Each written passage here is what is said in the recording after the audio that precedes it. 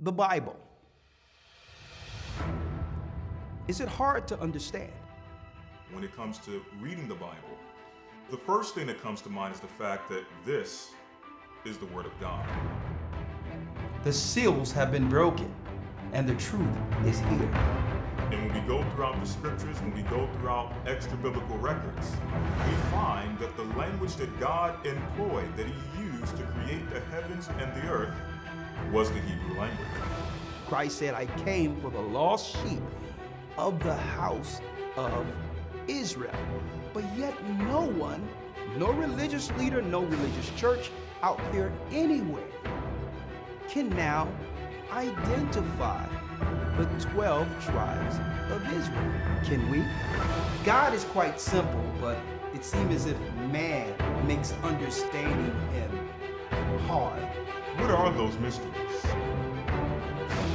The truth of your book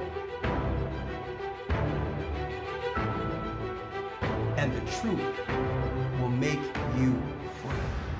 The Hebrew and Bible Academy, you're invited.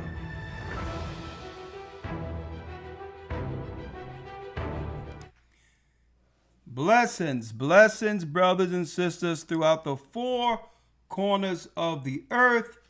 Let's go. Let's go. Blessings, blessings, blessings. Hit that like button. Hit the like button. Come on. The East is where we're from. Shalom. The 12 tribes of Israel. In 721 BC, The Assyrian king, he took us down, we fell. Shalom. with the great escape we went. Through the Euphrates, the Lord held the water still. Come on. To a land where no mankind dwelt. We went. The who? The 12 tribes of Israel. That's who we be. Manasseh, The Cubans, Ephraim from Puerto Rico, Naphtali from the Isles of Hawaii. The Lord is calling back Israel. Come on. the North American Indians, Simeon, the Dominicans. Our highest gathering Israel. The Arabs and Africans told us at gunpoint to gather our wives and children, then sold us. The Arabs and Africans told us to gather our wives and children, then sold us. Brothers and sisters, everything they've taught us in the Western world, predominantly in America, about slavery was a curated, that's right, revisionist, believe it or not, history to separate us from the true biblical narrative of what? Who is the Jew? Boy, they lied and claimed with the Alex Haley wax story that Kunta Kinte went to build a drum and the whitey slave man came with a net and grabbed him over into America. Well, brothers and sisters, that's a lie. That's a lie. And we're going to talk about that and more tonight here on what? A Gathering 144 YouTube with a title, The Mainstream is Now Asking the Question, Who is the Jew? Brothers and sisters, hit that like button. Are we in for a good broadcast tonight? I'll tell you right now, are we in for a blessed blessed broadcast. Now, before going in, folks, I have so much good news to break for 2026. I'm going to tell you, the Most High is sending revelation after revelation, even concerning the time. A lot of people have been asking, well, what's up with that 364-day calendar? I'll tell you what. We're going to be rolling out some serious information soon. But first, we're going to show the revelation within the church before it's expound before the earth. How everything shifts into the proper time. That and more. That's right. We're going to teach with a secret of the times, a new secret of the times in the next Hebrew and Bible Academy. Now, before I talk about the Academy, let me also state how excited we are to announce that we will be at the New York Church in Brooklyn this coming Sabbath for the new year. All praises be to the Most High. Can't wait to embrace my brothers and sisters in New York, the capital of Babylon, as we pull bricks out of Satan's kingdom. This weekend, this Saturday, we will be broadcasting live from New York. All right. Also,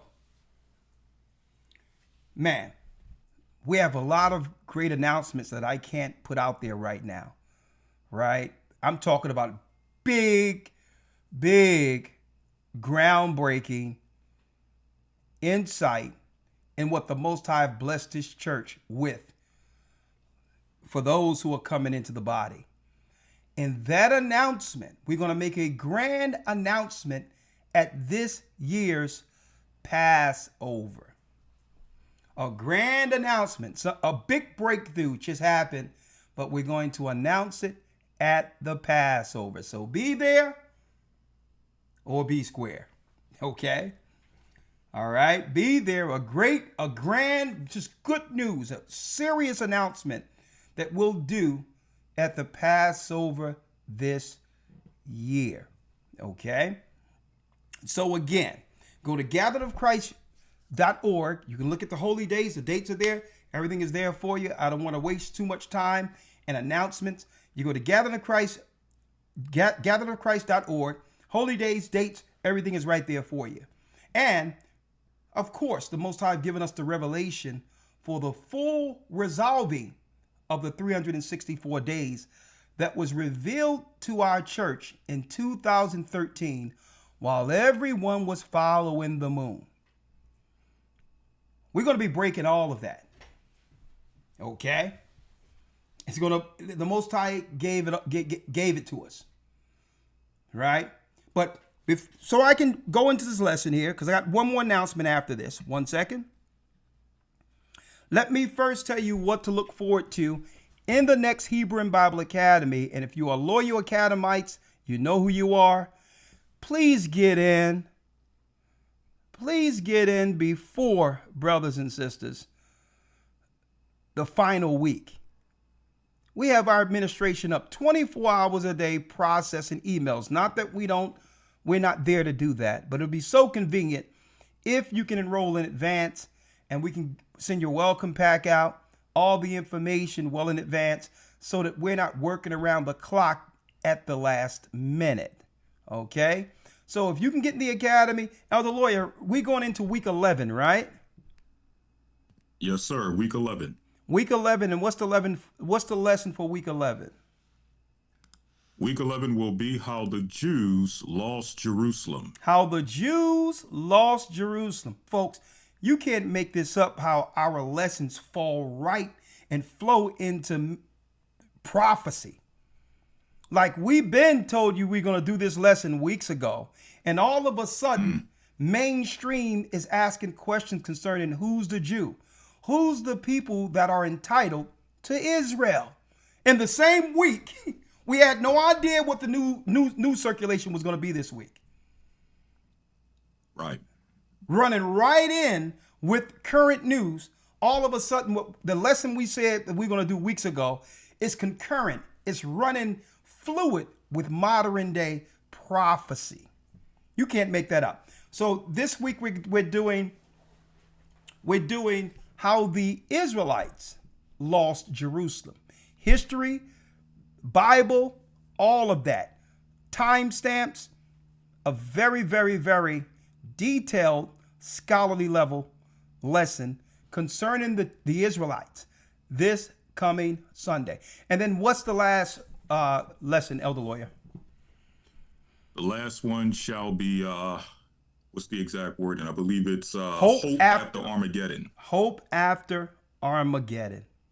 Yes. It's not all doom and gloom, folks. Well, not for our people who are in Christ. There's peace after. This is why the devil is throwing all this chaos and confusion at once against our people. They're even going against themselves at this point. Why? All the Gentiles are totally out of whack because why? They have lost control over God's people during this awakening. They don't know what to do. They have lost their minds. They put their nut job liberal women all up in our schools so that they can castrate our sons, teach them alternative lifestyles and all this crap to try to get something in our bloodstream as a kid to mess up our brain, to mess up our children's brains so that they can say what? Hey, we need to set up our nonprofits to help these underprivileged children. These people are witches. They're warlocks. They are crazy. They are crazy. It's to a point where they're such victimizers, they'll import victims. Look at the Somalians right now. I wondered, Elder Lawya, and I'm going to get back here. I used to wonder, what is this big obsession with these Hollywood people going into Africa and others, picking up African kids and these poor kids, claiming they was helping these children. And now it's all coming out. These people are crazy, folks.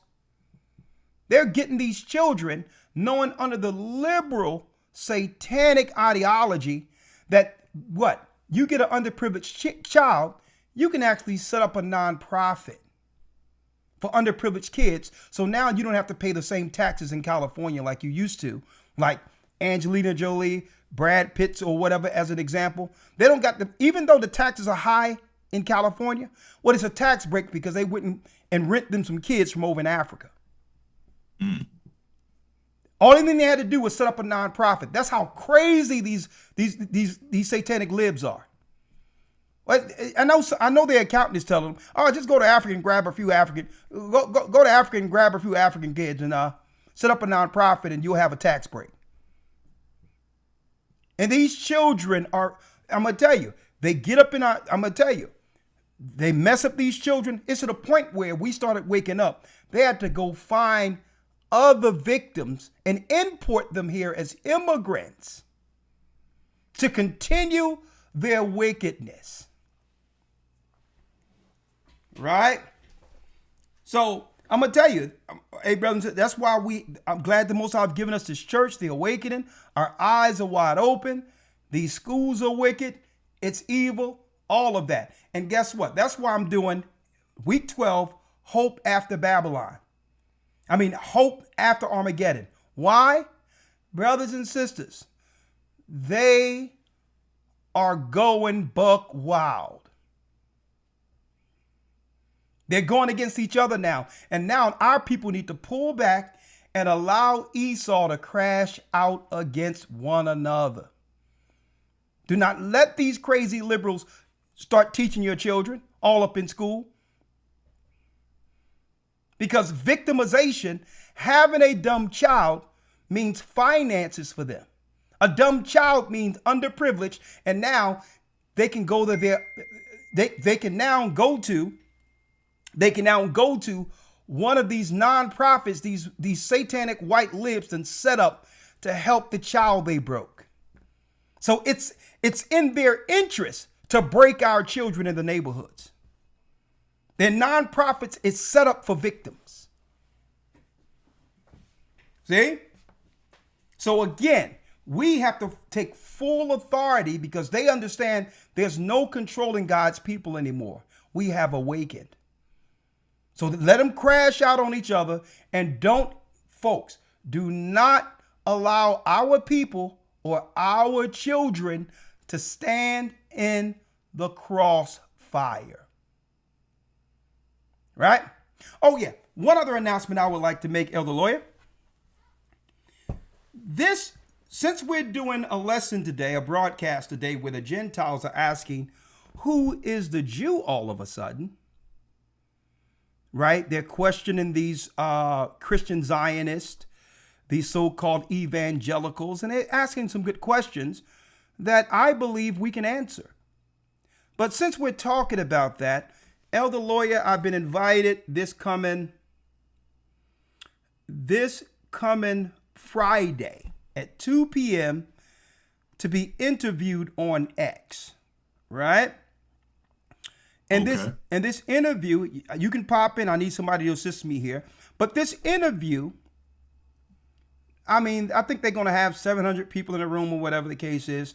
But I think once the people that have been following our channel find out that we're there for this discourse, right, with people all over the earth who may want to push back with who I present as the children of Israel, right? So I'm sure when I put the link out that many of our people are going to come into it anyway with this discourse, who is the Jew?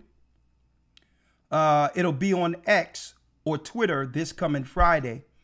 And what I'm going to do is I'm going to make that a Patreon event, right? Those who come into the room, they can be a part of the room, whatever the case is, but they're going to be asking me and Lawya questions, and we're going to be answering questions. And I'm sure some of the white conservatives, some of the people who came here recently from Ellis Island, 1800s, the late 1800s into the 1900s, going to try to tell us about our history. And guess what? They're going to get a biblical straightening. Okay, you just came over here from Italy. You just came over here from Ireland or from England. How can you tell us about our history? Okay, the tribe of Judah who built America. So we're gonna be talking about that. So we're gonna have this discourse open for our Patreon members. Patreon.com/agathering144 this coming Friday. I told them I can't be on this thing all day, so I'm gonna do 2 to 4, and they can take all the shots they want. We're gonna have the Bible as our what? You got it. As our armor and our sword. Now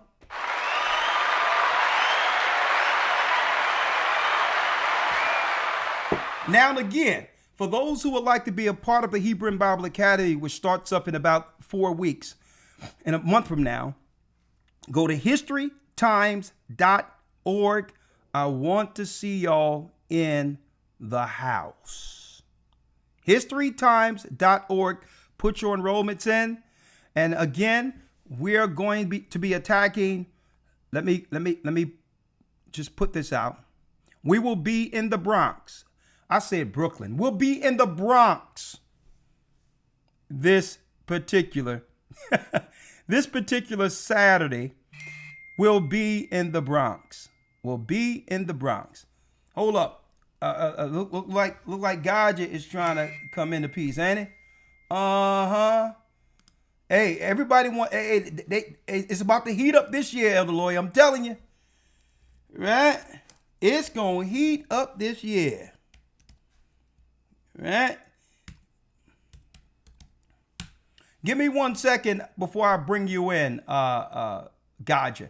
Let me finish making the announcements, then I'll bring you in. All right? For those who don't know, right? It's going to be a serious discourse this coming Friday. I don't care if a Muslim come in. Probably these white liberals who think they can tell us they know better for our people than we do. And guess what? They're going to be spiritually, biblically slapped around with the King James Version. All right? Now, real quick, I would be amiss if I didn't tell brothers and sisters what to look forward to in the next academy. So let me go through this and then we can begin the broadcast.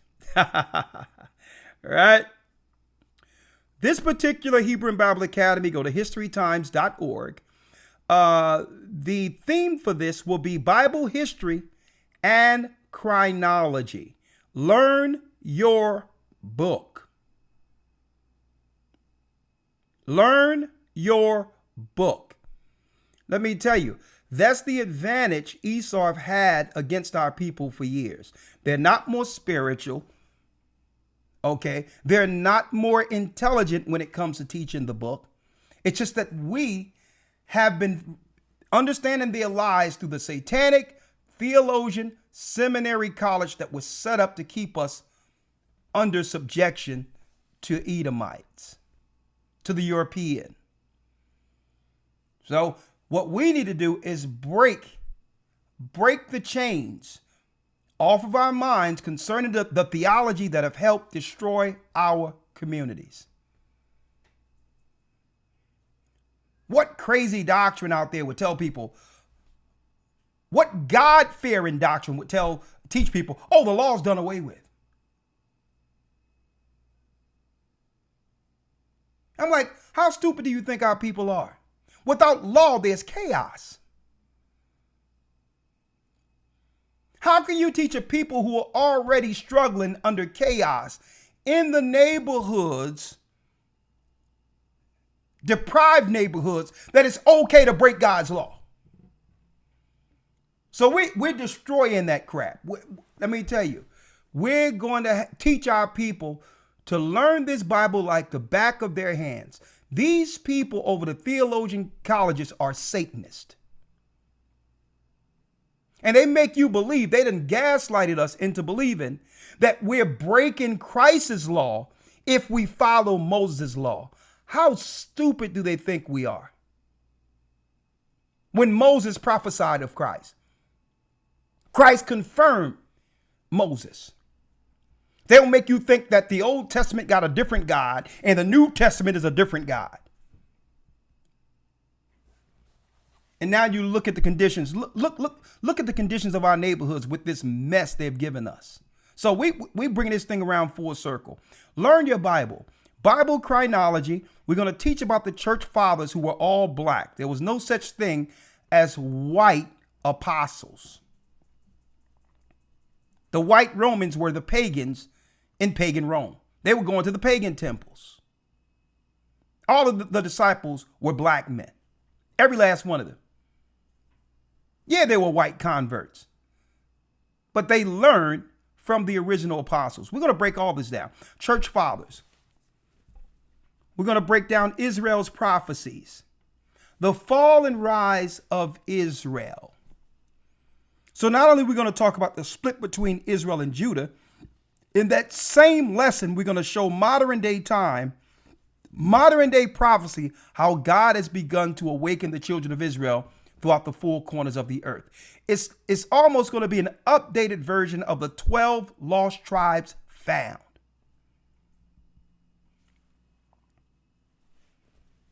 Okay, an updated version of that. The fall and rise of the true Israelites, the lost books. What books should we understand? Extra biblical texts outside of the King James Version, including the Apocrypha. One other lesson, from Noah to Moses to Christ, and other lessons to be named well before the academy opens. So it's not going to end here. Okay. So we're going to get some other interesting topics to add it. We got a couple of weeks to do so. We would like to see you in this academy in a couple of weeks. Learn your Bible. Bible history and chronology, a scholar academy coming in a few weeks. Go to historytimes.org. All right. I think now is my time to pull in Rawchaa.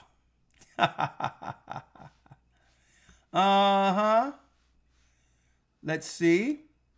Bear with me. Bear with me. Bear with me. All right.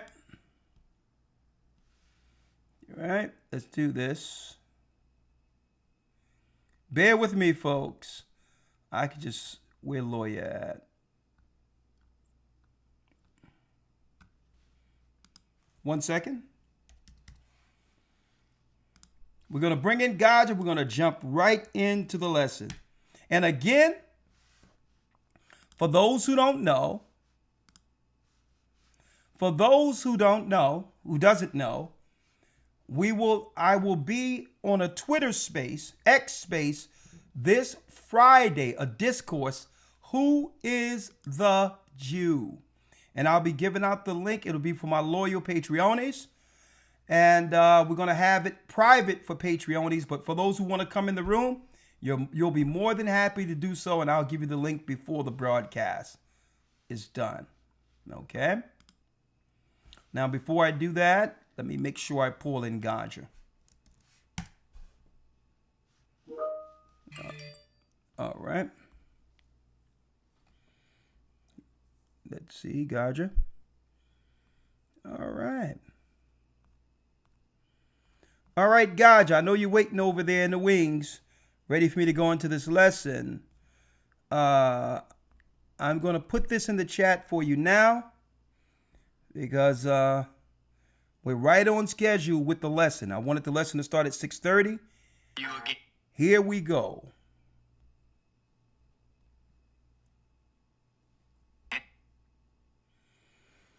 All right, Ganja, just waiting on you so I can go into this without interruption. All right? And while he's coming in, right? Let me play the rest of this song here while Elder Rawchaa come in. The Arabs and Africans told us. In Israel, the Arabs and Africans told us. At gunpoint. Together our wives and children then sold us. In the belly of these great ships we traveled in fear. By the rivers of Babylon we found our brothers here. A higher gather us. Whoa. Reuben from Australia. It's a cop, the Mexicans. A higher gathering is right now. The Negroes. Benjamin, the West Indians. Levi, the Haitians. A higher gathering is right now. The Most High's gathered Israel. God, you better hurry up because I'm about to jump in. Can't be breaking the spirit up in here now. Come on in.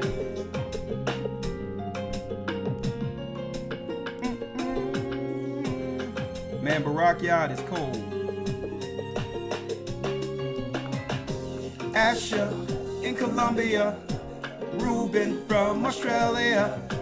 It's a cop, the Mexicans. That's who we be. Judah, the Negroes. Benjamin, the West Indians. Levi, the Haitians. Manasseh, the Cubans. All right, Ganja, I'm gonna have to go without you, young man. The Lord is calling back Israel. Come on. Simeon. A higher gathering in Israel. Yeah, hey, Ganja, I was almost ready to yank it. I was about the Sandman hook you up out of here because I'm ready to go, young man. Where is he? How you doing? How you doing, Ganja? Sound check. You doing good? You hear me good? Oh, yeah, you sounding good. We have Ganja in the house. Say something because I want to make sure they can hear you. Sound check, sound check. You gets no better than that. So what I'm going to do, I'm going to put you. We're in for a doozy, young man. We're in for a doozy tonight.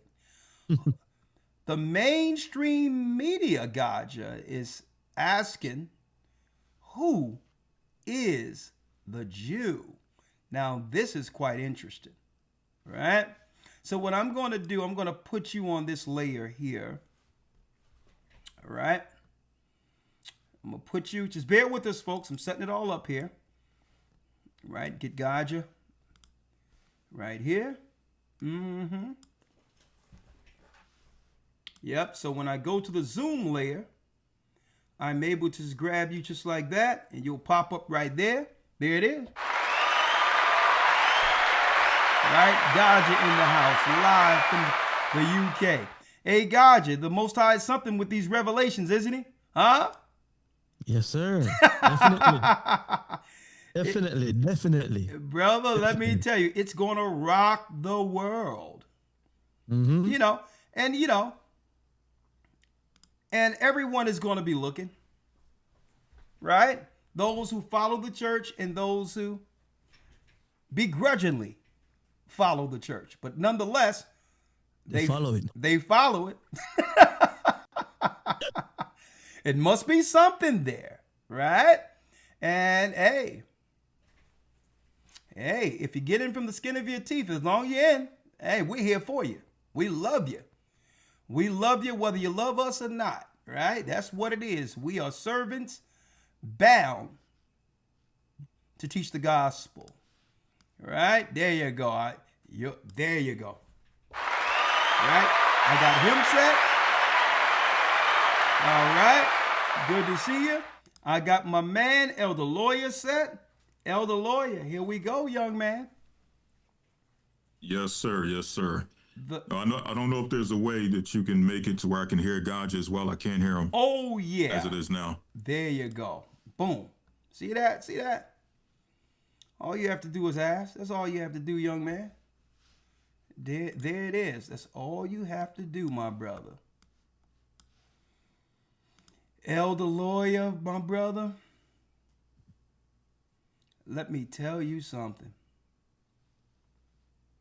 You know me, when I get some good news, when I get excited about something, I'm almost like a little kid. I want to hold it. I want to just bust out and tell everybody. Right. Elder Lawya, wait till what go down at the Passover. Man, the Holy Spirit, I truly believe is going to just take over. I truly believe, based on the organization, what I'm seeing, the spirit of the people, the songs and all that's going to be presented, Lord have mercy. Listen, it's going to be a game changer. Done. The Most High's name, in the name of Yeshua, will be exalted throughout the four corners of the earth. It's all about Christ. And Lord, I can't wait. I'm just so excited. But anyway, let's go. There was you say something, guys, just so that Lawya can hear you. Let's go. You can hear him, right, Lawya? I got him now. Yep. All right, good. Now. All right. Well, boom.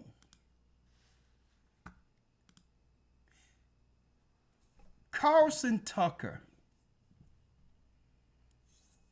is toppling the apple cart right now. He's asking the unforbidden questions. And he's asking the questions from someone who's supposed to be what? An expert in this field. Right? Mike Huckabee. Now, there's people out there calling the man Cuckabee. Come on, man. Stop. Let that man name be. Mike Huckabee, who so happened to be a pastor, an ambassador of America to Israel, and he's a career politician. And all of a sudden, here it is. Tucker Carlson is asking the unforbidden question. Who are God's chosen people? Now let me put this out there,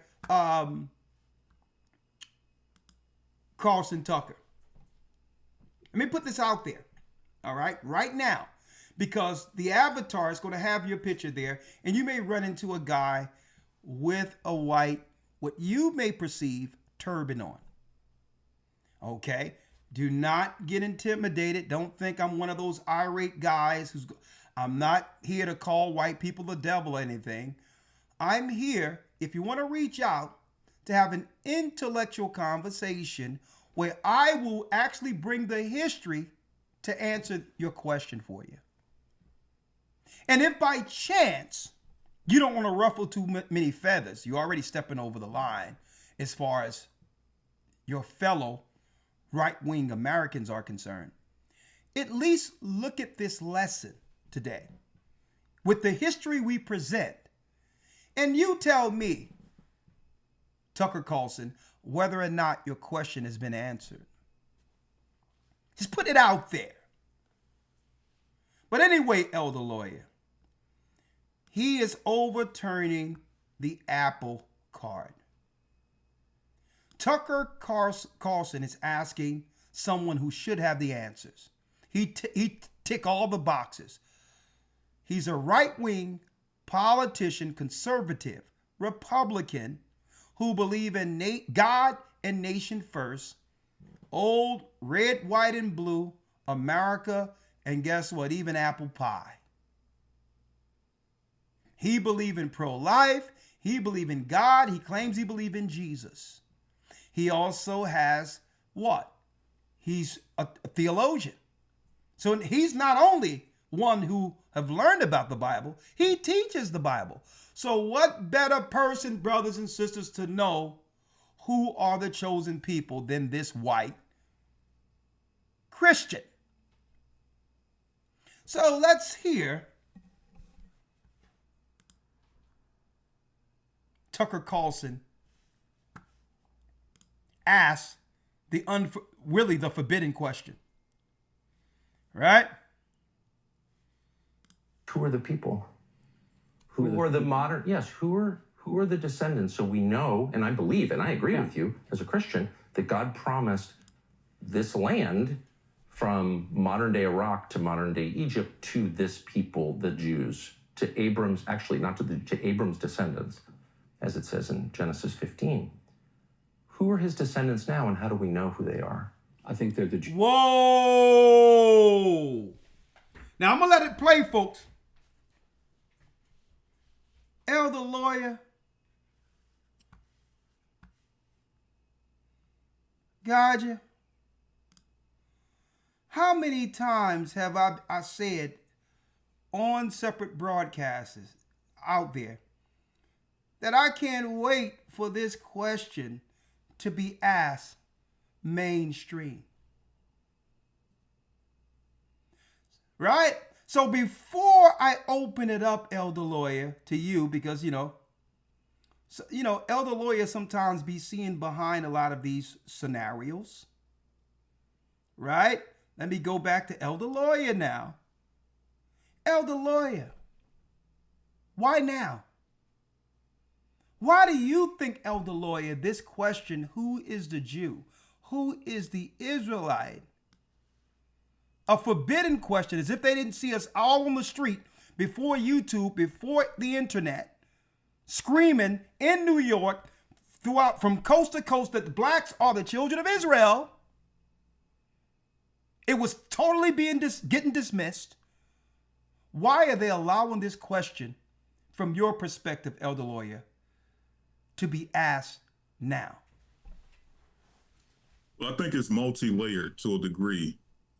Just from a political standpoint, and I'll get to the other side of things.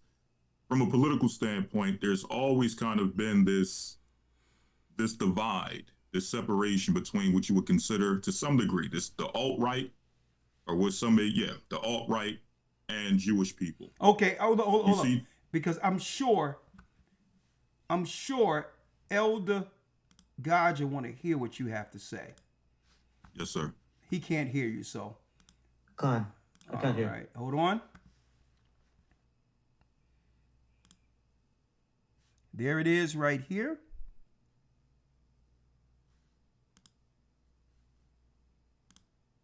All right, go ahead, Lawya. Yeah, so I was saying politically, when you go back politically, historically, you always see that there's been this divide and this back and forth when you're talking about the alt-right and their gripe with Jewish people. You've always seen that, and I don't know if Tucker Carlson identifies as alt-right. When you look at those who are of that ilk, you notice that they have historically always gone at exposing or some way, shape, or form dealing with the conversation pertaining to Jewish people, whether it's what Jewish people may have their hands in financially, politically, entertainment, what have you. They've always kind of had those types of questions that they put out there. You even had a book by what I presume to be a Gentile, Charles Weissman, who is Edom, in which he identified the Jewish people as the people of Edom. Those are not our words, those are his. So you've always kind of had these conversations floating within the alt-right community. But now it's mainstream. Now it's not the back chats or the backroom conversations. Now it's not the low-level political conversations that take place in some of these little, these little rooms they have online or what have you. Now this is what you would consider a mainstream individual posing a question.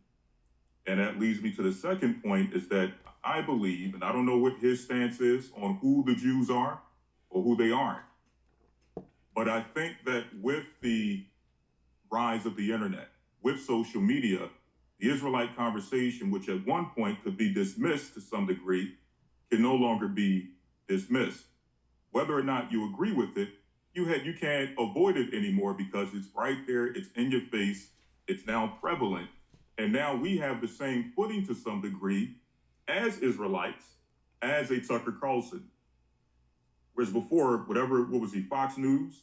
Yeah. Fox News could just totally disregard anything that was going on the streets or what have you. Whereas now, with the advent of social media, we can get on the same exact platform as a Tucker Carlson.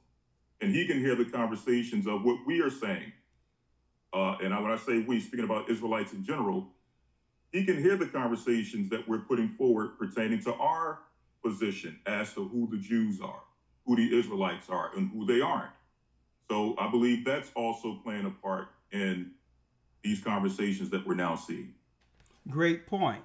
All right, Rawchaa, what is your perspective to why all of a sudden mainstream is actually saying, you know what, we're willing to talk about the forbidden conversation concerning who is the Jew? Because obviously what they're about to uncover was the private conversation that has been had amongst white Christians forever.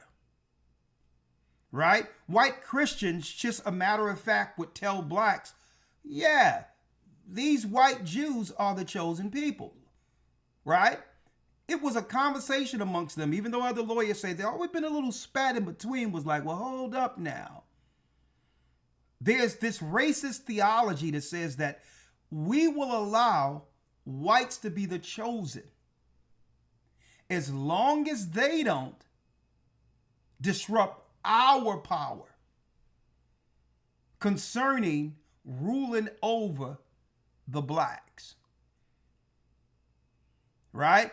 At one time, they was like, well, listen, even if they didn't believe that chosen people stuff, really what these chosen people amongst white people, right? These chosen people amongst white people were more so the buffer class between them and us, right? So it was like, well, okay, what they're doing really is not stopping our come upness. So, hey, I'll just stay quiet. Right? But what is your perspective, Rawchaa, on why all of a sudden they can have this conversation before I let it roll? Because I'm going to let it roll after this. And thank you for coming on, both of you. Thank you for coming on. Respect, man. Thanks for having. Yes, Thanks sir. for having. You with me? You know, check it out. There's a few. My response. I'm gonna try not to be long-winded with it, but it's multi-layered for me here watching this. Two things going on. Well, three things going on here. Tucker Carlson has been ostracized by the regular media. And we know who controls the regular media. He's been ostracized by it. He's been deemed a cook, a nut job. So I believe him probably, on a personal vendetta with this argument right now about who the true people are. He's probably known the answer to that question for many years, but he's putting it out there publicly now because the dancing shoes, are trying to stop him. You with me? We see Candice Owens on the same sort of thing. You with me? Now, that said, that's one perspective I'm looking at. The next perspective is this. The Bible tells us in Daniel 12, I think it's 12:4, it says, knowledge shall increase in the end times. And knowledge is increasing. We're seeing it. You understand me? What used to be hidden and people don't know. People are knowing it now. It's at the snap of a finger. Knowledge is increasing. They can't stop it. The third perspective on this is that when you go back as far as to probably the Council of Nicaea, back to the 4th century, when the Israelites, the followers of Christ, were rising, you had Constantine, who was the first Roman emperor to actually declare himself a follower of Christ. So when he did that, it sparked a lot of people to say, yo, we need to hear what's going on over here and tune in more. Especially the Romans said that. You with me? So it's another game I believe again. Okay then, we can't beat them, so we have to join them. So we have to bring out this information now and people will know, and then in some way we can get ahead of it and be in front of it. That's like three separate, perspective of looking at it. Yeah. And where I'm at. You understand me? Well, great. If you remember, a couple of years ago, there was a I think we had him on this program. Rabbi whatever, I can't remember exactly. And he was in Africa telling the Igbos and that they were the tribe of Dan. And they've always been out there doing it, but I believe right now, because Tucker Carlson he's like a Joe Rogan. You can't control him like that right now. You understand me? Yeah.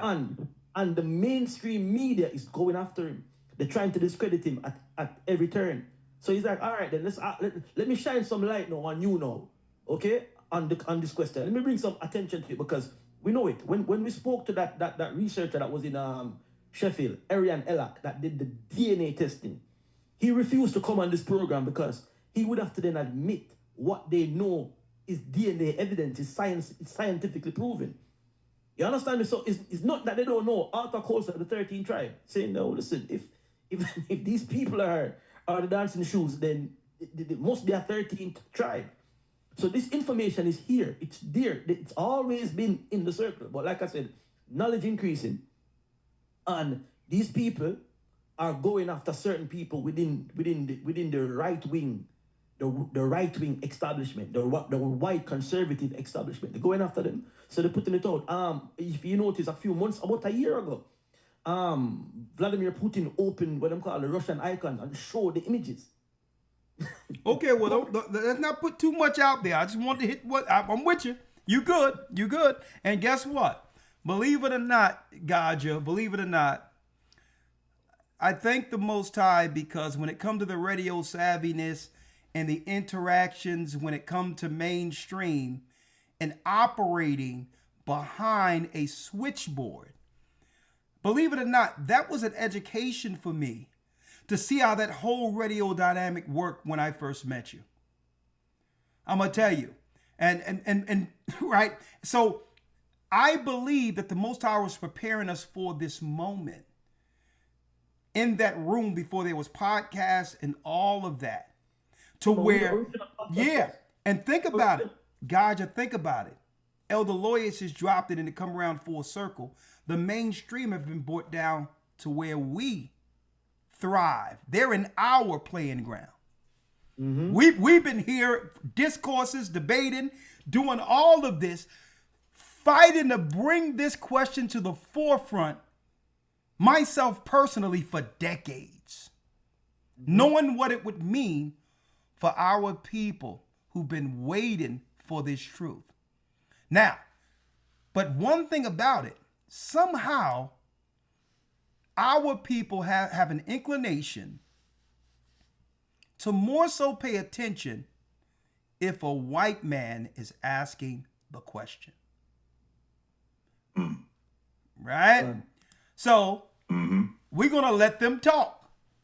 So now you can't claim, we're going to bring her in a second. Now no one can claim that there's some racism going on, right? This is a conversation between two white conservatives where the dividing line here is that one has an issue with the compromising of America due to a foreign country whose people claim to be the lost tribes of Israel. And one think this pastor here, this diplomat, this ambassador of America to Israel, believe that these white Jews in Israel have a biblical right to do what they're doing over there. So we're Bennett, we're not in it. We're allowing two white conservatives to have it out. That's right. All right, Tucker, ask the question. Who are the people? Who are the modern? Yes. Who are the descendants? So we know, and I believe, and I agree with you as a Christian, that God promised this land from modern day Iraq to modern day Egypt to this people, the Jews, to Abram's, actually not to Abram's descendants, as it says in Genesis 15. Who are his descendants now, and how do we know who they are? I think they're the Jews, and we know who they are because they've always been a Jewish people. There has been an unbroken line of Jewish people, and they've lived in this land for 3,800 years. Sometimes not very many of them, because they were chased out all over the world. They were hunted down. They were almost annihilated during the Holocaust. They came back. To this day, Tucker, they represent, you know how many Jews there are in the whole world? Please, No, but I understand. First of all, the greatest genocide of Jews no one ever mentions was by the Romans, where they were literally banned from Jerusalem for 500 years. Yeah, of course. And it's all awful, and I'm opposed to all of that. Fair I'm opposed use. to mass killing of anybody. Period. And I want to say fair use for educational purposes only. All right. We're teaching God's word, and we don't have anything to do with this discussion outside of hearing two conservatives discuss who are the Jew. Now, notice he cited 70 AD when the Romans, the biggest massacre is when Romans, 70 AD, killed the Jews who were in Jerusalem. So if we want to talk about a desolation, why only deal with the current desolation that happened through war in Europe and not deal with the Romans who destroyed the Jews? I'm going to find out who they are in 70 AD, right? And first of all, the greatest genocide of Jews no one ever mentions was by the Romans, where they were literally banned from Jerusalem for 500 years. Yeah, of course. And it's all awful, and I'm opposed to all of that. I'm opposed to mass killing of anybody. Fair use. Period. I'm opposed Glad to to hear you killing. say that. I mean it. Yeah, And I hope I we can believe agree that. on I that. believe that. My question is, and it's not a bumper sticker answer, it's a sincere answer, how do we know? Because what you're saying is that certain people have a title to a highly contested region. They own it in some deep sense. So I think it's fair to ask, who are they and how do we know? So the current prime minister's ancestors weren't from here within recorded history. He has no deed.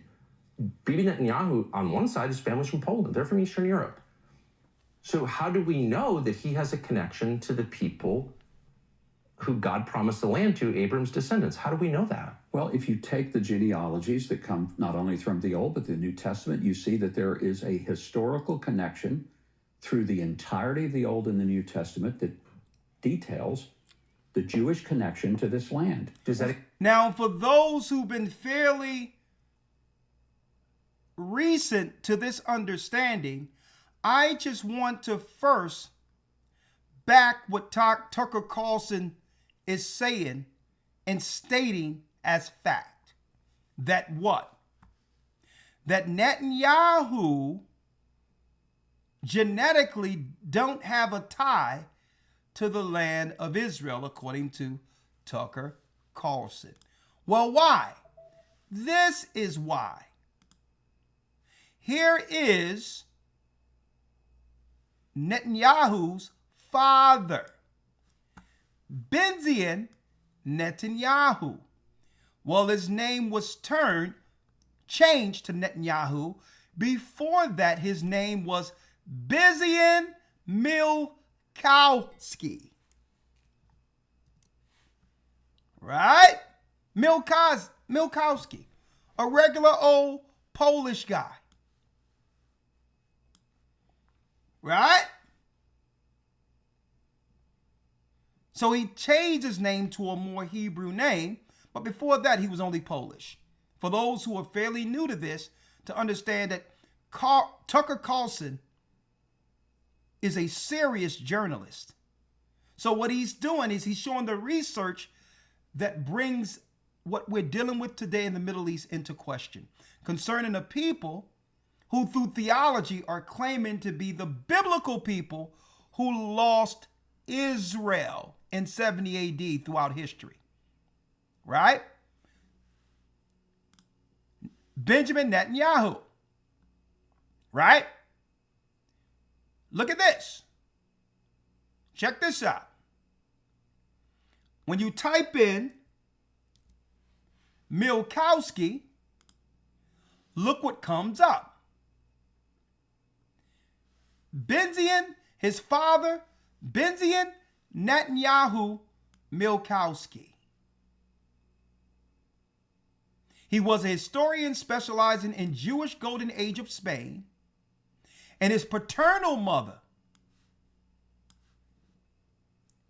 his paternal grandfather, was Nathan Milkowski, all Polish people. He was a rabbi and a Zionist. Now, Zionism is an ideology. It has nothing to do with bloodline. And we'll deal with that later. But hey, I'm just confirming Tucker Carlson's journalistic research. So he's asking, how can these people who are Polish stake claim as the chosen people? Recorded history, he has no deed. Bibi Netanyahu title to a highly contested region. They own it in some deep sense. So I think it's fair to ask, who are they and how do we know? So the current prime minister's ancestors weren't from here within recorded history. He has no deed. Bibi Netanyahu, on one side, his family's from Poland. They're from Eastern Europe. So how do we know that he has a connection to the people who God promised the land to, Abram's descendants? How do we know that? Well, if you take the genealogies that come not only from the Old but the New Testament, you see that there is a historical connection through the entirety of the Old and the New Testament. Hey, Elder, pause it there real quick. Now, folks, this is the guy who's teaching your pastors here. He a theologian, folks. Okay, I paused it. Talk to me, Gaja. Now, just saying that, just wanted to highlight, right, that this man has not answered the question that has been asked. He is not answering the question he's been asked. Listen to the answer. You get me? You watch the what you call it? You watch the Winter Olympics when they slide. Yeah, he's sliding. He's talking around the question. Yes, not answering it. Just highlighting that people don't be tricked by the sorcery. Okay, this is high level witchcraft. Okay. Yeah. He's not answering no questions here. But go on. Exactly. He's wasting time. Mm-hmm. Right? Right. He's wasting time. Because that's a direct question. Someone asked me, who are the Israelites? And I can tell them outright, the Israelites are the black and indigenous people of America and those who ran into Africa and the Ivory Coast and was sold into slavery. I can do that in a couple of seconds. End of discussion. Mm-hmm. And if they ask me, how can I prove that? And they definitely don't want to go there. Okay. But here it is now. That was great observation, Gaja. The fact that what?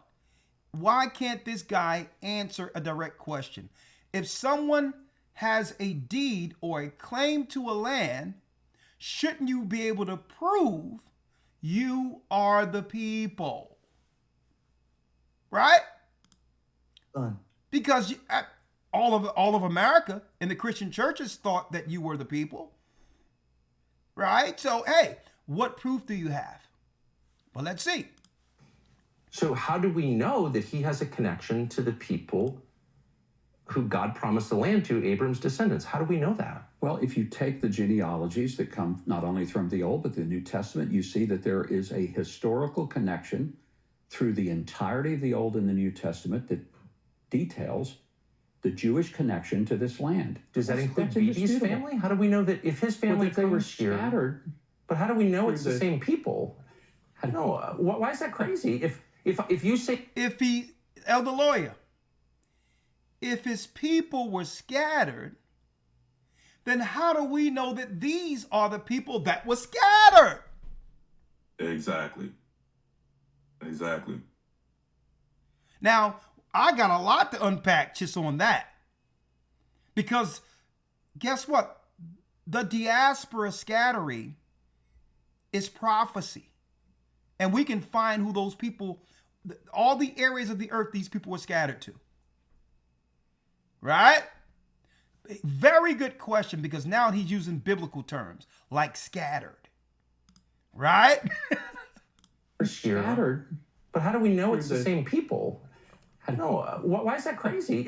If you say to me, if they speak the same language, if they worship the same God, if they follow the same Bible, if they follow the same cultures and traditions, and they always pray next year in Jerusalem, and they pray for the peace of Jerusalem, and they pray facing toward Jerusalem, does that not give you a little bit of a clue as to who they are? Let's go through those things, because I would like to have a rational conversation. This is the conversation I've wanted. Bless you. Thank you for doing this.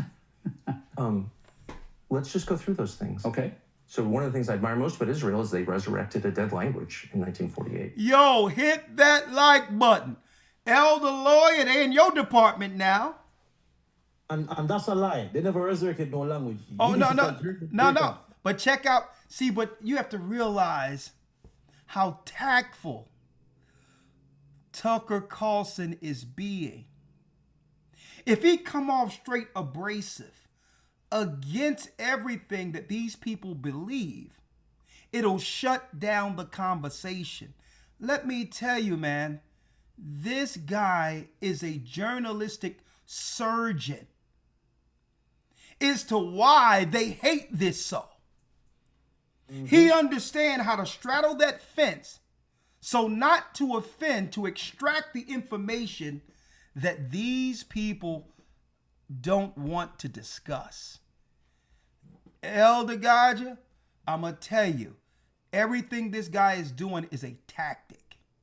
You notice every time he hit hard and reveals something, he does what? He reels back and he smiles, or he'll apologize for something and agree with something so it can just stay out there without getting refuted. I'm going to tell you, this is a skill with this guy. Because what's more important is what he's going to have this guy admit. Brother, you've seen the work when a rabbi had to come out and admit what go down with little boy circumcision. Right? So you've seen you've seen it firsthand where somebody didn't want to admit something, but you got to be able to, allow the room a little comfort there to allow them to say what they wouldn't normally say out loud.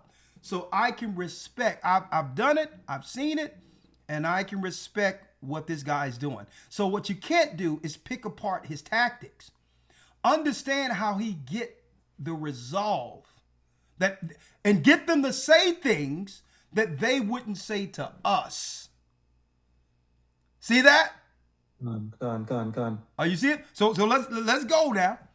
All right, let's go. We're looking at a tactician here. right? This guy is skilled, okay? I mean, I'm ready to wrap a meter around him and have him learn some scriptures. Wrap something around his head real quick and say, yo, brother, I'm about to teach you some knowledge. Go expound this to the Gentiles real quick. All right? He's Jerusalem, cold. and they pray for the peace of Jerusalem, and they pray facing toward Jerusalem.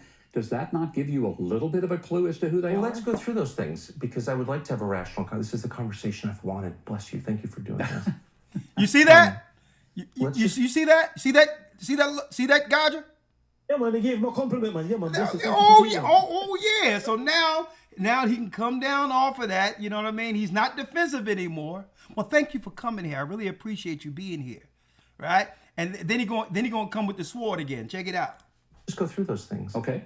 So one of the things I admire most about Israel is they resurrected a dead language in 1948. Good for them. They resurrected a dead language. He's not absolutely wrong. In Lawya, they created a language specifically because you can't have a country without a language. Can you expound? Yes, sir. In fact, if you want, real quick, just keep it brief, look up a man by the name of Eliezer ben Yehuda. He was pretty much the force behind resurrecting what they call Hebrew and creating a modern Hebrew language that people could use to communicate in modern times. So he is part now. It was before 1948. You're talking about going back to the 1800s. Okay, let's look him up. Eliezer Yehuda? Eliezer ben Yehuda. Ben Yehuda. Yeah. Oh, yeah. They got the right ones tonight, huh? Uh-huh.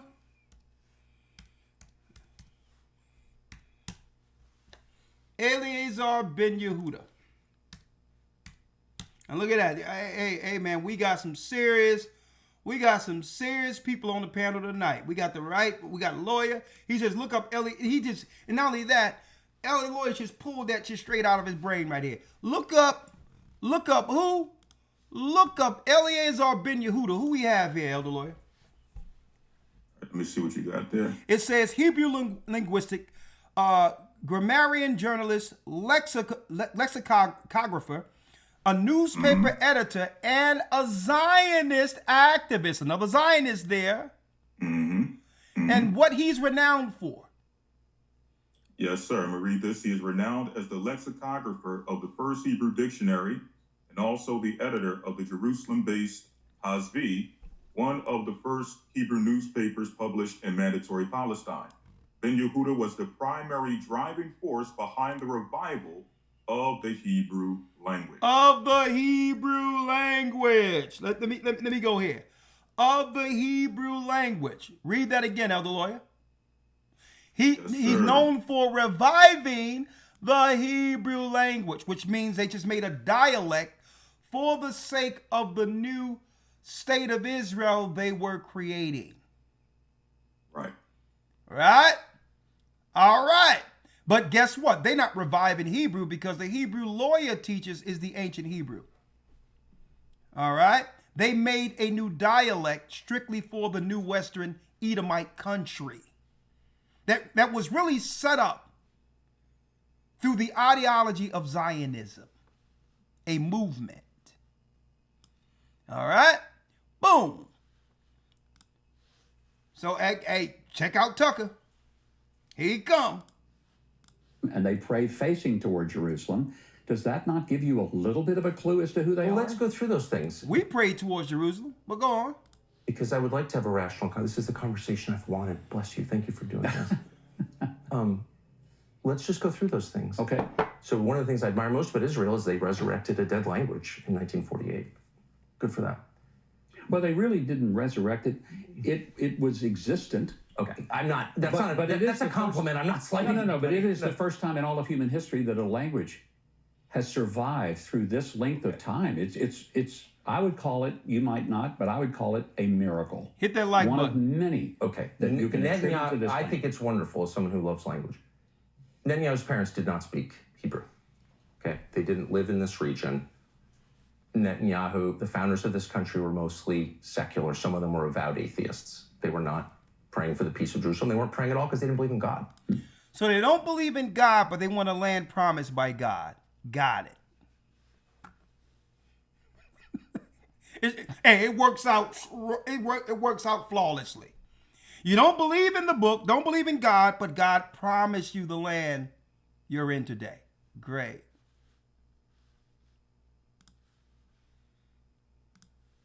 I would call it, you might not, but I would call it a miracle. One of many. Okay. That you can attribute to this I land. think it's wonderful as someone who loves language. Netanyahu's parents did not speak Hebrew. Okay. They didn't live in this region.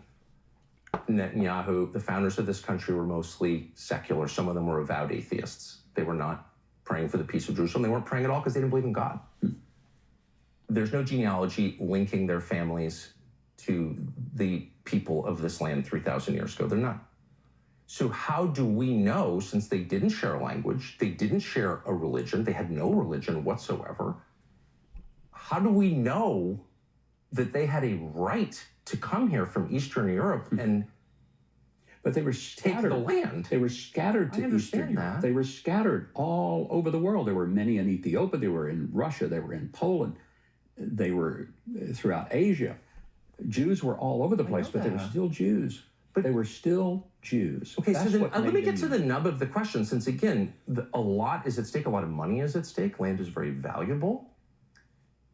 Israel has a lot of resources. By the way, if you're accused of a crime, you can hide here. That's a pretty good passport to have. It's a good thing, right? So who's entitled to it? I don't understand, and you're very discouraged in the United States from asking this question for some reason. It's a totally rational I'm not question. discouraged. No, you're not discouraging. Yeah. Others do. You're like the only person I can have this conversation with. Everyone will be like, shut up, Nazi. It's a foundational question. Are you speaking of an ethnic group or a religious group? Well, I think you're looking at, for many people, it is religious. Whoa. Brothers and sisters, y'all got to understand how groundbreaking this is. Because he's leaving very little wiggle room for a what? A learned theologian who claims to teach the Bible, folks. Are we talking about a religious group, or are we talking about an ethnic group? An ethnic group. An ethnic is bloodline. So what are we doing here? Because if we're talking about a religious group, then a white hillbilly from Montana, who mother and father is Christian or Mormon, can convert to Judaism and become a Jew. Does that give that white racist Mormon from Utah the right to Israel because he switched religions? That's a very good question. Are we talking about a religious group or an ethnic group? Let's see him wiggle out of this, guys. Are you speaking of an ethnic group or a religious group? Well, I think you're looking at, for many people, it is religious. There are people who may not have a deep religious connection to Judaism, but they're still Jews.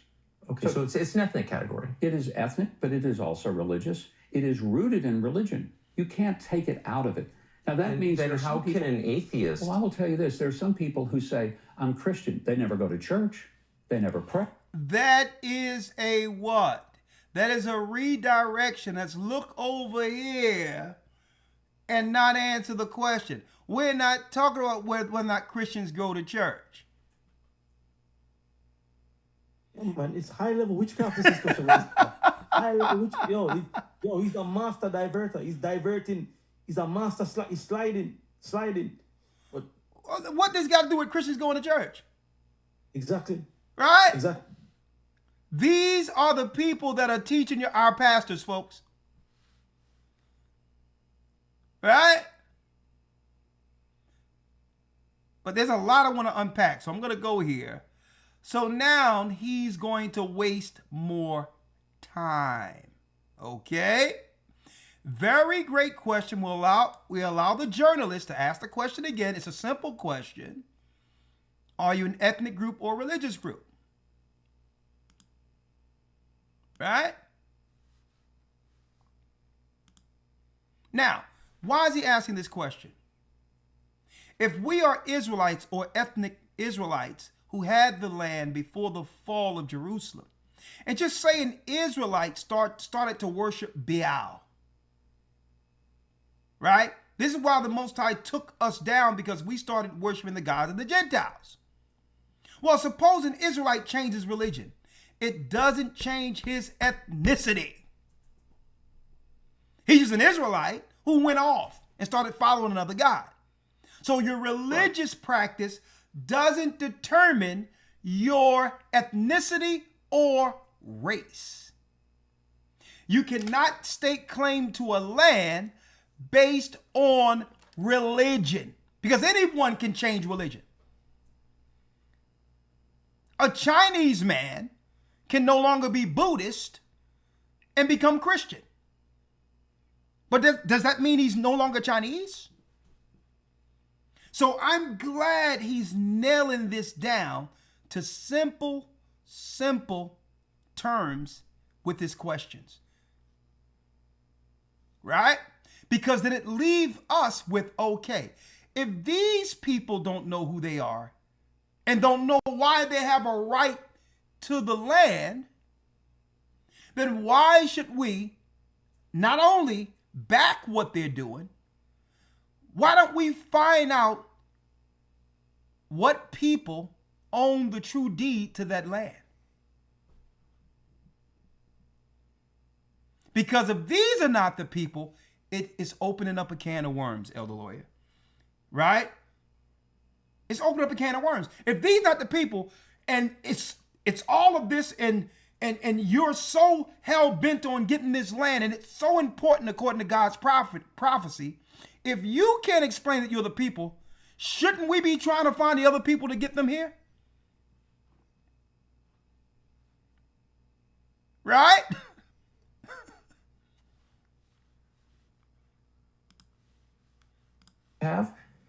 It's a good thing, right? So who's entitled to it? I don't understand, and you're very discouraged in the United States from asking this question for some reason. It's a totally rational No, I'm not question. discouraged. No, you're not discouraging. Yeah. Others do. You're like the only person I can have this conversation with. Everyone else will be like, shut up, Nazi. It's a foundational question. Are you speaking of an ethnic group or a religious group? Well, I think you're looking at, for many people, it is religious. There are people who may not have a deep religious connection to Judaism, but they're still Jews. Okay, so it's an ethnic category. It is ethnic, but it is also religious. It is rooted in religion. You can't take it out of it. Now that means then there's how some people, can an atheist? Well, I will tell you this. There are some people who say, I'm Christian. They never go to church. They never pray. They never read their Bible. They don't tithe. But they're not entitled to citizenship on the basis of that. Well, They're but not I'm saying entitled that to. they still call themselves Christian. They cannot get a passport with dual citizenship to Israel based on that. Oh, you see this law? Hey, Gotcha. Do you see this ninja work going on here? Yeah, listen. I'm watching him keenly. You get me? I'm listening and watching him keenly. You with me? And he's dropping it. He's doing it. Like, but they can't get dual citizenship for doing that, can they? What is he saying? He's skillful, man. Yeah, he's got it. You get me? You understand? He's getting it and he just said it then. He said, "This seems like a forbidden question to ask." And the interviewer goes, the interviewee goes, "No, it's not a forbidden." And he goes, "You're the only one that seems to want to answer this question when I ask it." So he's been probing. Yeah. Letting you know that he's been asking these questions. Yeah. That's a great observation. I mean, he's probing it. Yeah. So he's asking the questions. He's trying to get these things on the platform out publicly, and people avoiding to talk to him about it. But and what you're witnessing, Gotcha, is a death by 1,000 spiritual cuts. All right, watch where it goes. Okay, you talking about spiritual guts and everything, just all over the place. Watch this. Even though it's an ethnic category. It is ethnic, but it is also religious. It is rooted in religion. You can't take it out of it. Now that means then how can an atheist? Well, I will tell you this. There are some people who say, I'm Christian. They never go to church. They never pray.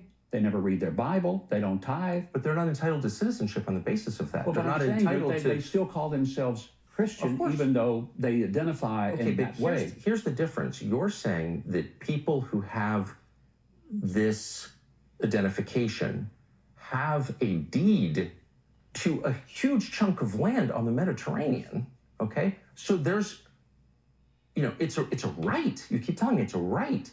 And so it's totally fair to say, if you come to my house and say, I've got the title to your house, I get to ask, may I see it? Where'd you get it? And that's we got to show God on that one. What you thinking there? Yo, listen, check it. Listen to the thing. Because what he's highlighting here, right? Check it out. He's highlighting a financial gain based on you saying that you are some people.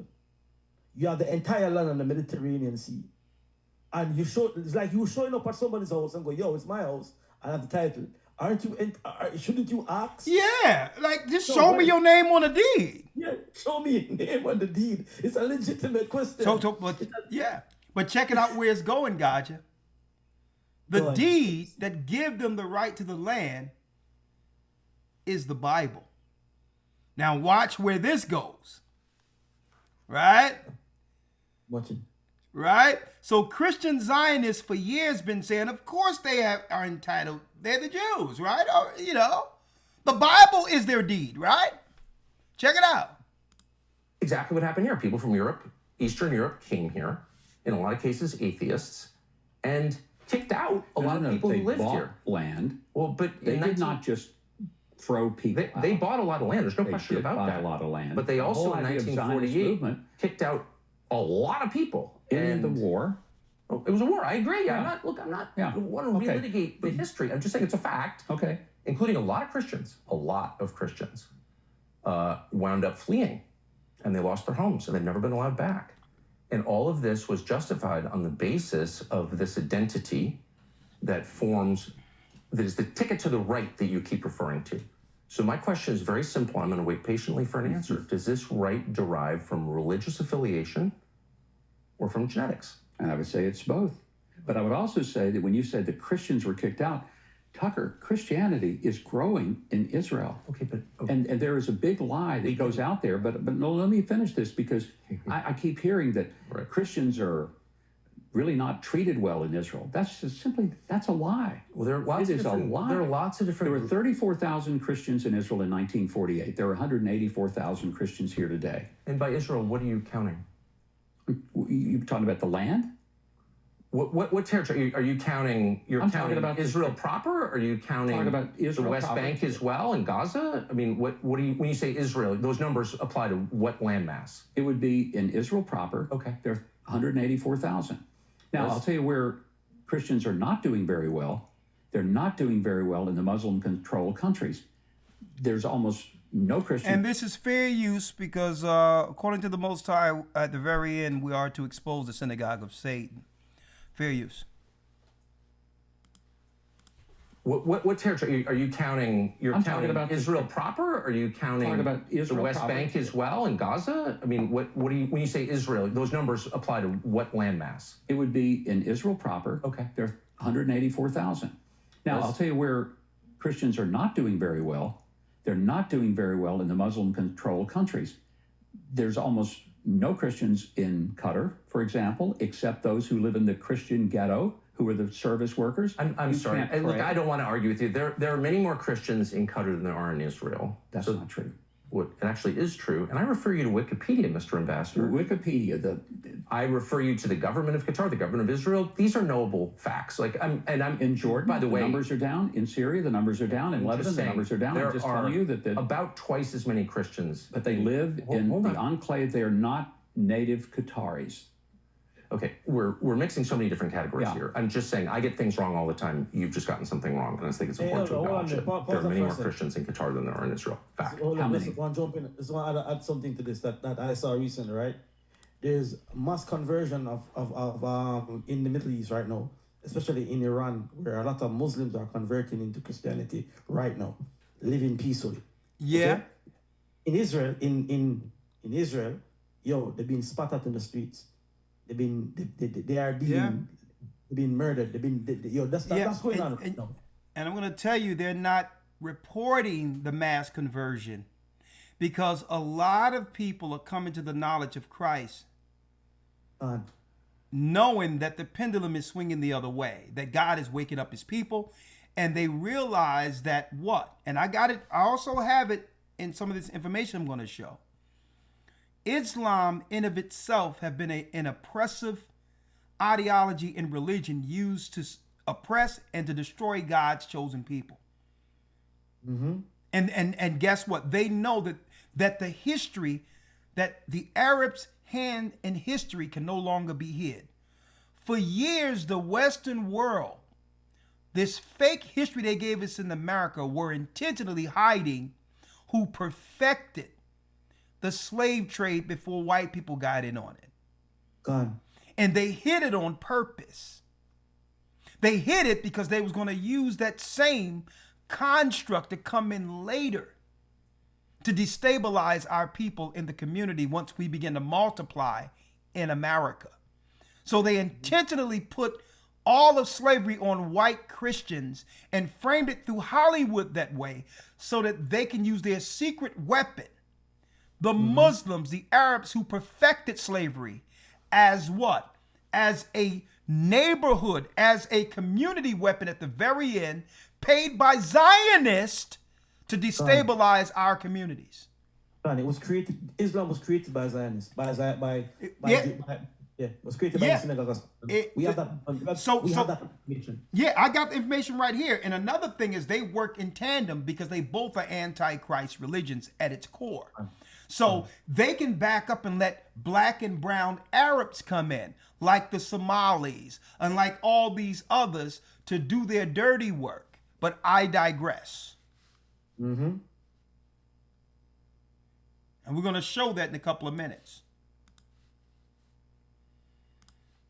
What it actually is true, and I refer you to Wikipedia, Mr. Ambassador. Wikipedia, I refer you to the government of Qatar, the government of Israel. These are knowable facts. I'm in Jordan, by the way, the numbers are down. In Syria, the numbers are down. In Lebanon, the numbers are down. I'm just telling you that about twice as many Christians. But they live in the enclave. They are not native Qataris.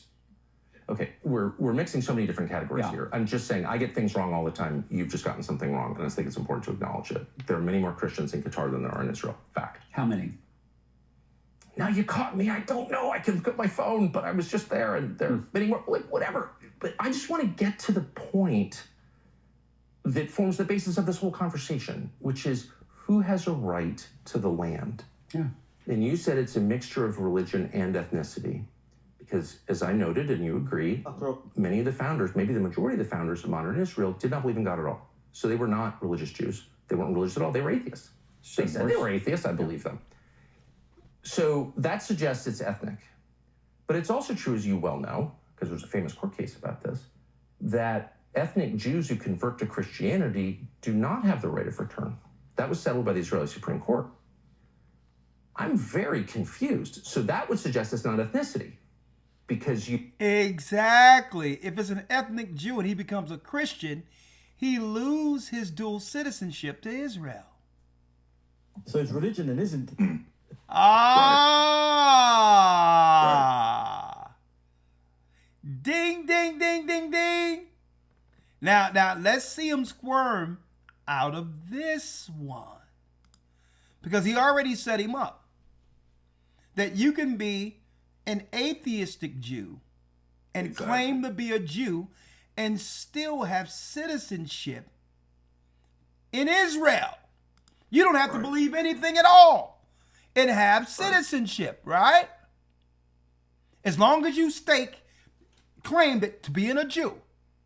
But if you are a Jew, born a Jew, father and mother who claim to be Jew and go to synagogue, and you convert to Christianity, and you're supposed to be an ethnic Jew, why you lose your dual citizenship?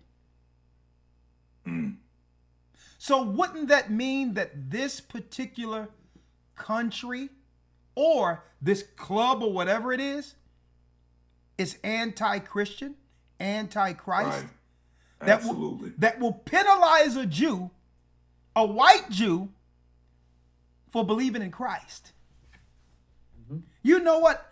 I'm surprised I never posed that question out there before. But I'm definitely going to utilize this, right? Because if non-believing Jews have a right to a land given by God, but yet don't even believe in the Bible, but they have higher priority to Israel than a Christian Jew who converted to Christianity and believe in the Bible, believe in God, but yet they can't get access to the land because they chose Christ. Boy, I mean, what a question.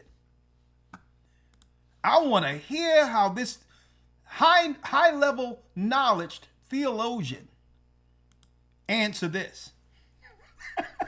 That ethnic Jews who convert to Christianity do not have the right of return. That was settled by the Israeli Supreme Court. I'm very confused. So that would suggest it's not ethnicity, because you invalidate your Jewishness by converting to Christianity? There are a number of Messianic Jews who live in Israel. Okay. Who are here. I'm aware of It's a significant number. But you're not contesting what I'm saying. We're not talking about the Messianic Jews. See? You see? Talking about why people lose citizenship for converting to Christianity. That's Exactly. Right. Answer the question. Answer the question. He's not answering it. You get me? Oh, we have Messianic Jews. That's not the question. Why people are not being able to... Why you lose dual citizenship if you convert to Christ? Why? That's what we're asking. Why? Forget the Messianic Jews. You still a Jew. You have right to the land. Your mother and father have went to synagogues, and you're going to penalize this guy who has a right to the land, as you claim, just because he convert to Christianity? Man, he's uncovering some things that I didn't even know that was in these conversations amongst conservative, quote unquote, white people. Right? Mm-hmm. That's very interesting. I didn't know that if a white Jewish man who was raised a Jew, convert to Christianity, they would pull his card and say, "Well, nah, you can't be a part of Israel." So I must agree to denounce Christ to have dual citizenship. So what is this? Is this an ethnicity, or is it a private club that's against Christ? That's just a good question, right? All right. Great question, Tucker. Many of the founders, maybe the majority of the founders of modern Israel, did not believe in God at all. So they were not religious Jews. Now you caught me. I don't know. I can look at my phone, but I was just there, and there are many more, like, whatever. But I just want to get to the point that forms the basis of this whole conversation, which is who has a right to the land? Yeah. And you said it's a mixture of religion and ethnicity. Because as I noted, and you agree, many of the founders, maybe the majority of the founders of modern Israel, did not believe in God at all. So they were not religious Jews. They weren't religious at all. They were atheists. They said they were atheists. I believe them. So that suggests it's ethnic. But it's also true, as you well know, because there's a famous court case about this, that ethnic Jews who convert to Christianity do not have the right of return. That was settled by the Israeli Supreme Court. I'm very confused. So that would suggest it's not ethnicity. Sorry to pause again, but that was a court issue? That was Supreme Court of Israel. They actually ruled on it because someone took it to the Supreme Court because they was going to lose their citizenship because they became a Christian. So it went all the way, it went to the appellate courts, the lower courts, all the way to the Supreme Court, and they ruled that, listen, if you are from a Jewish family and convert to Christianity, you relinquish your dual citizenship. You don't have the right to return. You can't return. You have no right to return. So if you're in another country and you convert to Christianity, there's no right to return into the land. You must convert back to Judaism to get a right to be there. Deep. That's deep, ain't it? Deep. Man, he uncovered a serious nugget there. I don't know what happened where they didn't give this guy what he wanted just to be controlled through media, but I'm sure somebody got fired. Okay? Because at least he have to read the teleprompter under controlled mainstream media. The same thing with Candace. I remember Candace Owens, she let the cat out of the bag a couple of weeks ago, and she said something that Ben Shapiro, she said something on the vein of Ben Shapiro got mad because they wanted her to say something about black people, which would have gave him the lane to be able to come behind her to say something. Right? I'm like, so she let the cat out of the bag. So they be using certain people to say things that gives them the right to come behind it and saying, well, I'm not the racist. I'm just confirming or backing up what Candace said. And she got mad. She said, well, listen, I'm not going to say this. And she said, quote unquote, he got mad because he wanted me to say something about black people so that can give him the right to come behind and say something behind it. So there's certain things they can't say unless they have a puppet who's willing to put it out there first, and now it becomes a topic they're just discussing. Go ahead. I sent you a video that Candace posted on her social media. I think it was in relation to that Ben Shapiro thing. It's kind of funny though. I think it has some profanity in it though, so just be careful when you open it on the broadcast. Okay, well, I'll make sure I bring that out later. But let me tell you, folks, they should have just gave these people a raise or whatever the case is and say, well, listen, they're better off under our control than if they become renegades or rogue. They know too much and they're too articulate to be on the... Don't forget, it was the mainstream who trained these people to be so meticulous and skillful. Right? Now think about that. You do not want one of these guys playing for the other team against you. Right? So check it out. That ethnic Jews who convert to Christianity do not have the right of return. That was settled by the Israeli Supreme Court. I'm very confused. So that would suggest it's not ethnicity. Because you... Now, I got you. Do you think he's truly confused? No. I'm very confused. I need some help here. Right? I'm not making an assertion. I'm not blaming y'all, but I just need you to put this together for me. Right? Some clarity. I'm just confused. And you being the Christian theologian, you teach the Bible. Surely, Mr. Huckabee, Pastor Huckabee, surely with all of your Bible prowess, that I know you can clear this up. I'm just a lowly journalist here, right? And I'm sure you're going to clear this up for me. I'm just so confused at this point. Atheists, I believe them. So that suggests it's ethnic. But it's also true, as you well know, because there's a famous court case about this, that ethnic Jews who convert to Christianity do not have the right of return. That was settled by the Israeli Supreme Court. I'm very confused. So that would suggest it's not ethnicity because you invalidate your Jewishness by converting to Christianity. There are a number of Messianic Jews who live in Israel.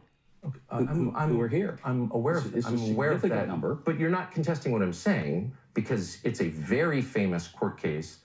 The right of return has to do with your mother, your grandmother. It has to do with family ties. It's ethnic. There's a lot of, sure, ethnicity is a big part of the right of return. Great. To make aliyah, to come to Israel, to live here. Then if both of your parents are Jewish and you have an ethnic right to land, you are one of Abram's descendants, but you convert to Christianity, how is it you don't have the right to return? I'm totally confused. But I know a number of people. Woo! Gotcha, Lawyer. When I first seen this, I'm like, man, this guy better not show up at any public speakings under a tent, okay? It might not work out good. It won't at all. Lord, look at the pastor here. These are the satanic numbskulls that be teaching our people, our pastors. All due respect. Right? All due respect. Right? This is a theologian pastor, folks. I'm aware of that number. And then you know what I think? I think Tucker Carlson can teach the Bible better than this guy. That's what I think. I think Tucker Carlson can teach the Bible better than this theologian seminary. This theologian master. I don't have the right of return. That was settled by the Israeli Supreme Court. I'm very confused. So that would suggest it's not ethnicity, because you invalidate your Jewishness by converting to Christianity? There are a number of Messianic Jews who live in Israel. Okay. Who are here. I'm aware of that number. But you're not contesting what I'm saying, because it's a very famous court case. The right of return has to do with your mother, your grandmother. It has to do with family ties. It's ethnic. There's a lot of, sure, ethnicity is a big part of the right of return. Great. To make aliyah, to come to Israel, to live here. Then if both of your parents are Jewish, fair use, and you have an ethnic right to the land, you are one of Abram's descendants, but you convert to Christianity, how is it you don't have the right to return? I'm totally confused. But I know a number of people who have returned as Christians, but have Jewish history. Are you saying that Jews who convert to Christianity have a right, a legal right to return? Because I know that they do. Whether, when you say, do they have a right to return, do they prove? It's a legal category, as in any government. Which is by their family history, their grandmother, their mother, and there are many aspects of that. I've read it. I think, but I know that these are people who are Christian, and they came here, made aliyah. They had Jewish blood, Jewish history. They were Christian, Messianic, but they came here, and they were welcomed here. And they were given full legal rights. Absolutely. And a passport. Yeah. So clearly, it's not. What'd you say, guys? Now, I'm saying that what he's saying, right? He's saying, Tucker Carlson is saying, listen, the Supreme Court made a ruling that that they cannot return. Then he jumps to, well, I know people that came back and did it, da-da-da-da-da-da. That's not what he's saying, though. He's not asking that. He's saying, why is it that they're making that ruling? That if you convert, what's going on there? That's the question. He's avoiding whether it's religious or ethnic to be there. He's avoiding it like the plague. What is this religious ruling against those who believe in Christ? Yes. At really the highest court within Israel. Mm-hmm. And I'll guess who he's asking this question to, Gaja? He's asking this question to a Christian who's back in Israel, who's back in the state of Israel. So that's what makes this question so strategic. You are a Christian ambassador. Shouldn't you be insulted that if a Jew in America, born in America, convert to Christianity, that there's a Supreme Court ruling in Israel to say that he don't have a right to return? Mm-hmm. So this is a conflict. This conflicts your core belief. How can you be for a country that's against your Christ and those who believe in Christ? Mm-hmm. Right? Mm-hmm. So this guy is a walking contradiction. What they're hiding is the true understanding to why these particular people believe they have a right to the land. And we're going to talk about that once we finish unpacking this. True that you invalidate your right of return by converting to Christianity. That's just false. I'm not aware of that. I know that there are a number of Christians here. I go to church with Christians every week here. Of course. And but do you have a right to come and say, I am an ethnic Jew, even though I practice Christianity, therefore I have every bit as much right to move into a settlement in the West Bank or into East Jerusalem or anywhere I want, Galilee, anywhere, because I'm returning to the land of my forefathers. I have a legal right in the state of Israel, even though I've converted to Christianity. You're saying that's true? I'm saying I know people have done it. Now, can I tell you what the law specifically is? I'm not sure. Well, it's really I'm a Christian. I don't have any Jewish roots, so therefore I cannot quote you the law. If you want me to do that, I'll look it up. Well, it and really tell you. matters because you're saying, in fact, people in the United States are being called anti-Semites, a lot of them, including me, because they somehow don't believe that Israel has a right to this land. Do you think Israel has a right to this land? No, you haven't defined what the land is, and Well, you haven't defined who Israel is, so I said really don't know. It is. Woo!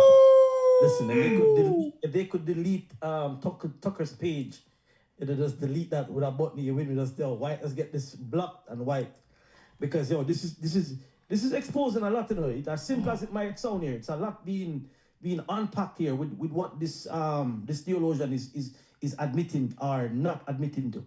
You with me? So are you saying that the Lord didn't say that? And he goes, well, I'm not saying that. I just know people who's come back.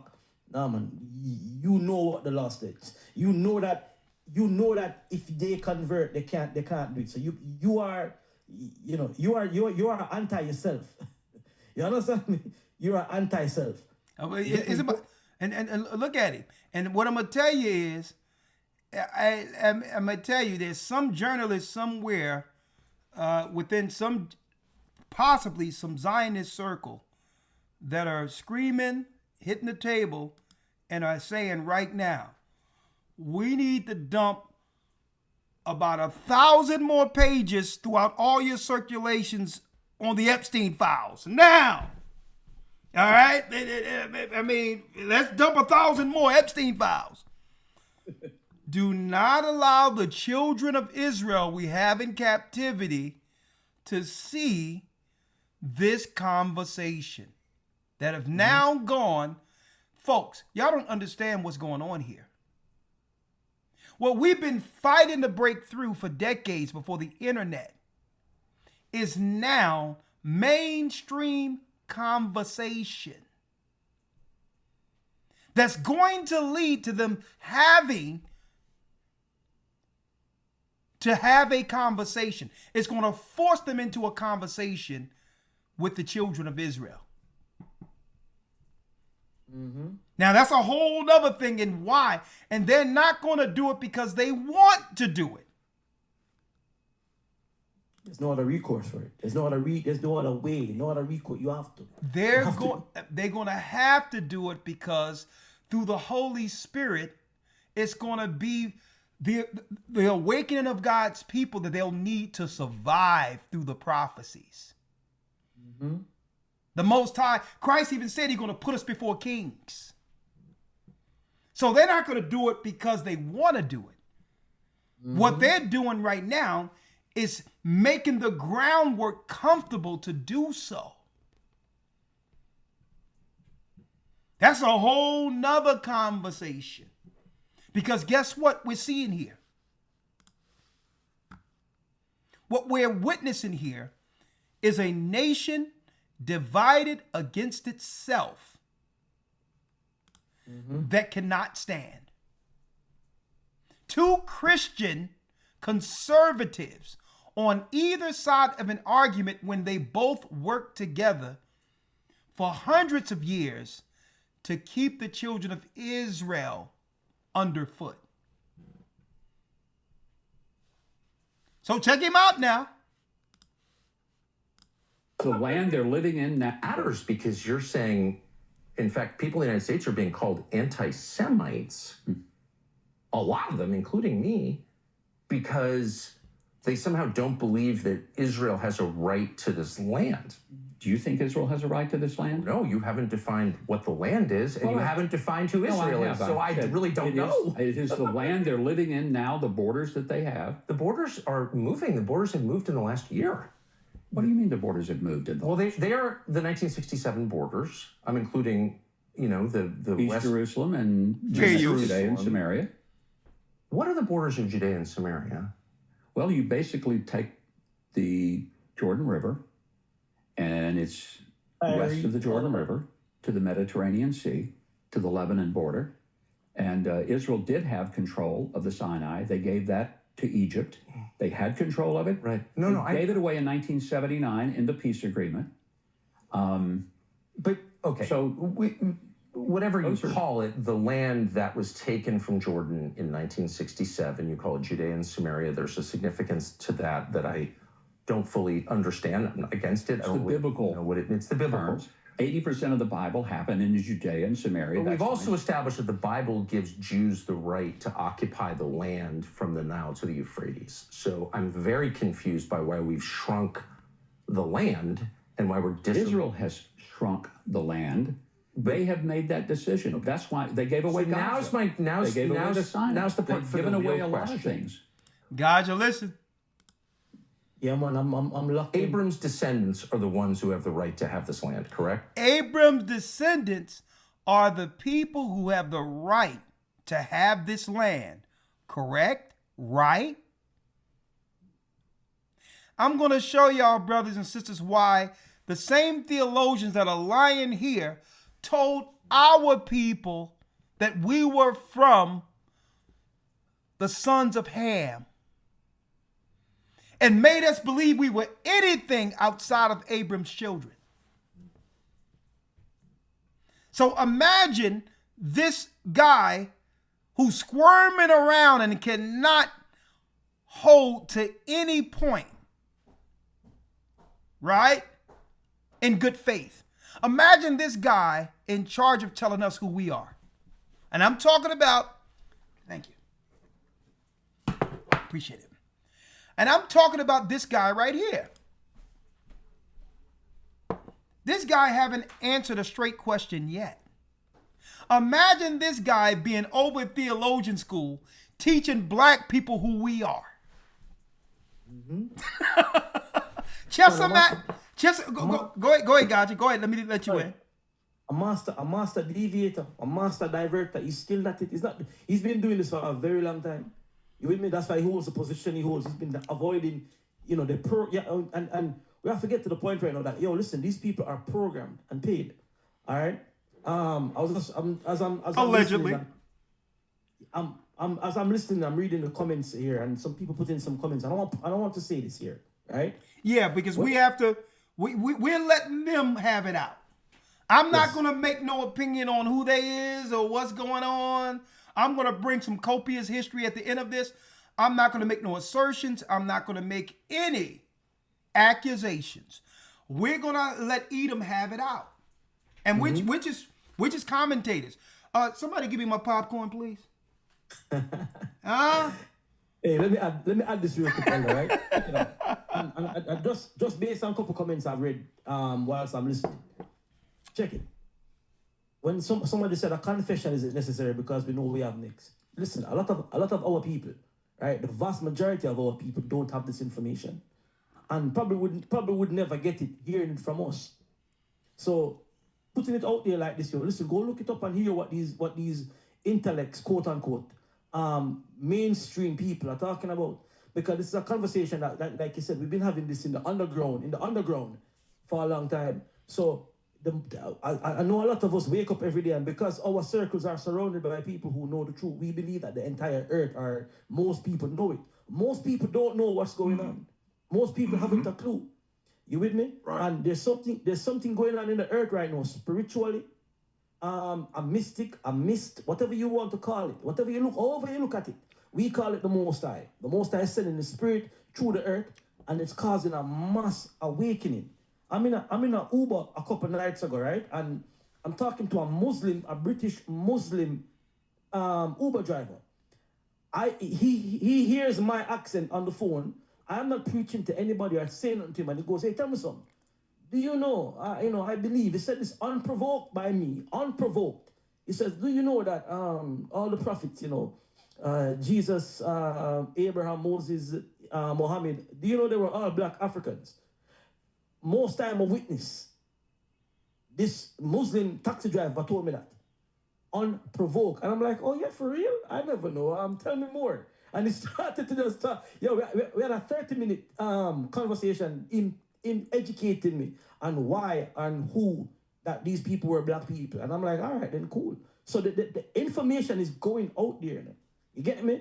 It's going, it's going out there. And the Most High is causing that awakening. So we hearing this now, seeing these guys come on mainstream and saying it. you cannot avoid it no more.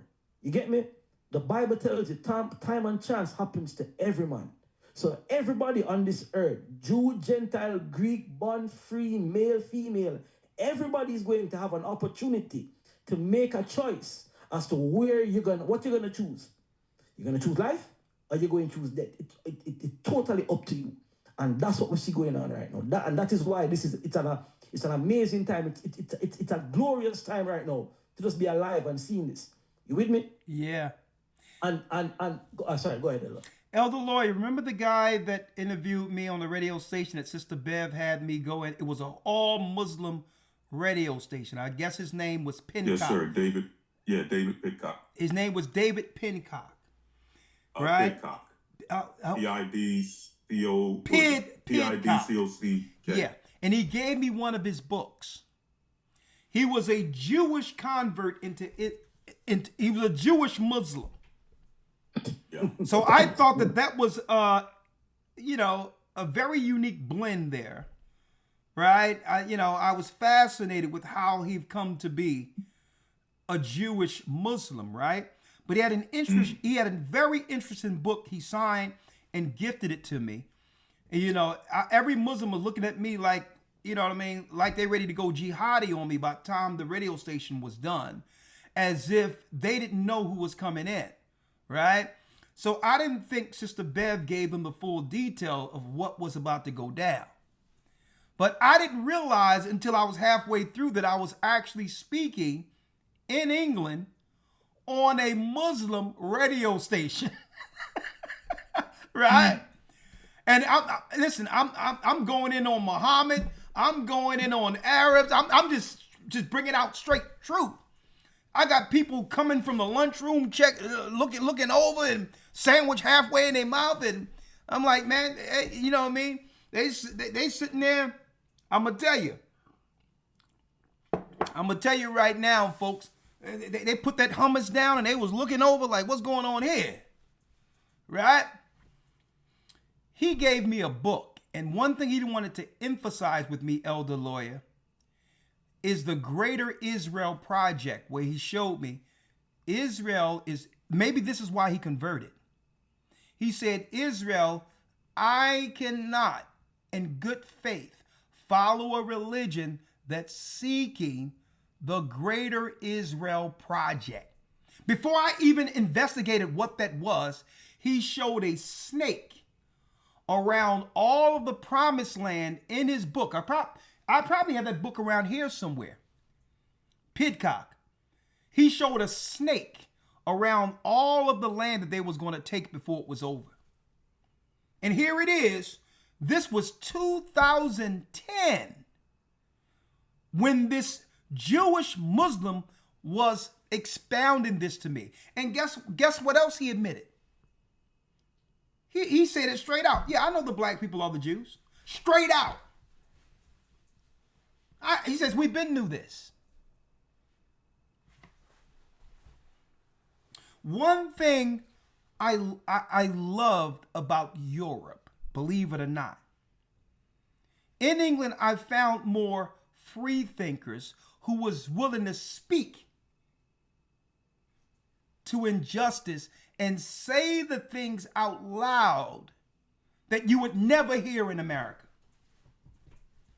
When it comes to discourse and open conversation, they have a whole square down there where people can say whatever they want, no matter how outlandish or provocative, and have the opportunity to do so without getting arrested. Or guess what? They have a say whether or not you agree with it or not, and it's a perspective that other people will expound on in the public square. Not in America. But I just wanted to put that out there. It was a Jewish Muslim who admitted everything and signed the book for me, Serious History, and he was honing in on, he was really against what was going on in the Middle East, the Iraq War, and all of these others. Maybe that's why he converted, and showed me a picture of a snake around the Greater Israel. And he told me, he says, Brother Rawchaa, before it's over, they're going to have it all. And showed me in the book. It's in the book. I'm going to find it one day and show it to you all. Check it out. And this guy know that. Listen to this. That's why they gave away Gaza. They gave away the Sinai. Now's the part They've for the given away real a lot of question. things. Abram's descendants are the ones who have the right to have this land, correct? Yes. Okay. Why don't we do genetic testing on everybody in the land and find out who Abram's descendants are? It's Stop the presses. What? Let's slow it up now. Whoa.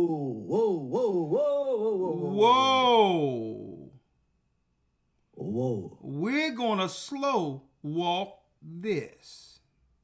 Whoa. Hit that like button. Whoa. He's saying the quiet parts out loud, Gotcha.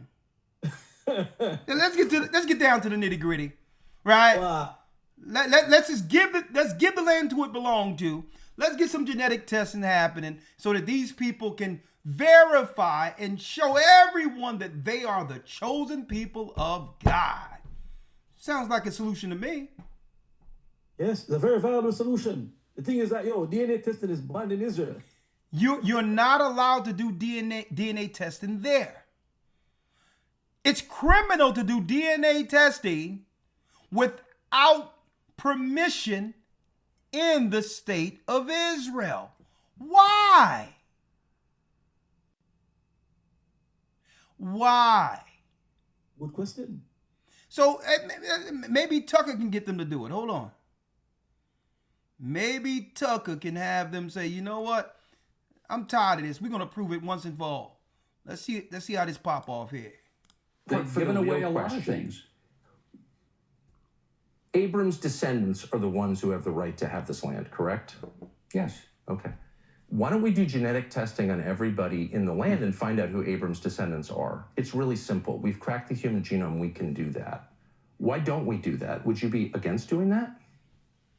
I have no idea what that would prove. I mean, maybe. Hold up. He have no idea, Gaja. Why even go through that messy stuff of finding out who God's people are according to genetics? What is he admitting to here? What's he admitting to here? What's going on? What is going? Hey, my brother, what is going on here? What is this? I am somebody listening to here, boy. Man, we're listening to a Bible scholar here, okay? This guy is not just a pastor. He's a theologian, Gaja. Certainly he have all the credentials to teach that Bible back and forth. Right? Yo, Tucker said we have all the genome. We have all the genome testing right now to prove it. So we don't even have to go far. We can examine the graves that been there before you got there, and just check the DNA. The graves are still there right now. Gaja, let's put this baby to bed. Yeah, simple. Let's put this baby to bed. Let's test the people in there so that to show everybody and publish it out to the whole earth that these people are the chosen people. There's nothing to see here. It's all good. Let's put this baby to bed. Protect this man, Tucker Carlson, at all cost. Let's hear him. I'm Elder Rawchaa, and I approve this question. Descendants are the ones who have the right to have, and they have made that decision. Euphrates. So I'm very confused by why we've shrunk the land and why we're Israel has shrunk the land. They have made that decision. That's why they gave away Gaza. They gave away the Sinai. Now's the part They've for given the away real a lot question. of things. Abram's descendants are the ones who have the right to have this land, correct? Yes. Okay. Why don't we do genetic testing on everybody in the land and find out who Abram's descendants are? It's really simple. We've cracked the human genome. We can do that. Why don't we do that? Would you be against doing that? I have no idea what that would prove. I mean, maybe it would be. What do you mean? What it would prove? I don't have no idea what that would prove. It would prove who the people are. What are you talking about? What are you talking about? It is going to prove who the people are. That's what it's going to prove. Because we are suspect right now that maybe, just maybe, and we're not being mean, we're just saying that maybe some people came over and probably claiming an identity that's not necessarily theirs. So we are suspect right now. We have the right to ask, if you're claiming that this is the land, we have the right to ask where are deeds. And this genetic test would prove whether you are genetically connected and the deeds are proven. It proves a lot. We established the fact that you established the fact, Mr. Theologian, that these people have a genetic, and if you go back to the top of the video, that these people, he used the words that there's a genetic connection to the people and the land. He said that. So what you mean? What you don't know what this is going to prove? If they have a genetic connection to the land, then we have to find the genetic connection, don't we? You said it, Mr. Theologian, not me, and I'm sure. I'm sure he said it at the top of the video when his first diversion of the question was these people are genetically connected to the land. That's what he said, right? Oh, exactly. This scholar, and let me tell you, I'm looking at Tucker's. Let me tell you, Tucker's. His bane came down right here. Right, his hair came down in a bang, and I'm checking him out here. He's looking at him and saying, "You can tell this look is saying just so much." Man, are you out of your mind? Tucker's bang came down right here, right? And look at him looking at him. He's like, "Are you kidding me? You are an ambassador of America to Israel." He had a curl come down on this thing, right? You talking about some body language. Are you kidding me? Do y'all really want to show that you are God's people? Right? Let's hit him again. He's changing Tucker's hairstyle right now, Elder. Oh my! Right, here it is. Now's the part for the giving away real a lot of question. things. Abram's descendants are the ones who have the right to have this land, correct? Yes. Okay. Why don't we do genetic testing on everybody in the land and find out who Abram's descendants are? It's really simple. We've cracked the human genome. We can do that. Why don't we do that? Would you be against doing that? I have no idea what that would prove. I mean, maybe it would be. What do you mean? It would prove who Abram's descendants are and who has a right to live here and who doesn't, according to the theology that you yourself just explained. And so I'm very confused as to why we don't do that. If you believe the theology that you've just explained to me, Would we do that all over the world? well, And everybody this is the only with country in Brits? the world that you've said has. And you know what? I would agree to have this done. What about you, Elder Lawyer? Wouldn't you agree to have it done? I would agree to it. Right? Yes, sir. Yes, indeed. Yeah, why not? Let's put this baby to bed. Let's stop all this stuff. Y'all the chosen people. Now prove it. Right? Mm-hmm. Don't tell me you don't like DNA because you put it in the courts to put men under your foot. Using man against woman with DNA. So when it comes to extracting finances as a tax from people, you love the DNA. You love the testing. Right? So let's do it. We're coming at the end of this. Man, this guy's cold-blooded right here, man. So check out this guy, moonwalk while sitting down. I'm very confused by why we've shrunk the land and why we're Israel has shrunk the land. They have made that decision. That's why they gave away Gaza. They gave away the Sinai. Now's the part They've for the given away real a lot question. of things. Abram's descendants are the ones who have the right to have this land, correct? Yes. Okay. Why don't we do genetic testing on everybody in the land and find out who Abram's descendants are? It's really simple. We've cracked the human genome. We can do that. Why don't we do that? Would you be against doing that? I have no idea what that would prove. I mean, maybe it would be. What do you mean? It would prove who Abram's descendants are and who has a right to live here and who doesn't, according to the theology that you yourself just explained. And so I'm very confused as to why we don't do that. If you believe the theology that you've just explained to me. Would we do that all over the world? Well, and everybody this is the with only the country in Brits. the world that you've said has. Why not do it all over the world? Hold on. So don't tell me that you don't believe that people, which is less than 7% of the world's population, can't take a medical procedure when the same government was pushing the whole world to take a medical procedure during the so-called pandemic. Exactly. Good point. Exactly. So you can't get a fraction of the earth population to take this test? You cannot get less than 0.7% of the people in the earth to take a test. Good point. Great point. When you have a campaign to get the whole earth to take something during the pandemic. So it's impossible. Everybody?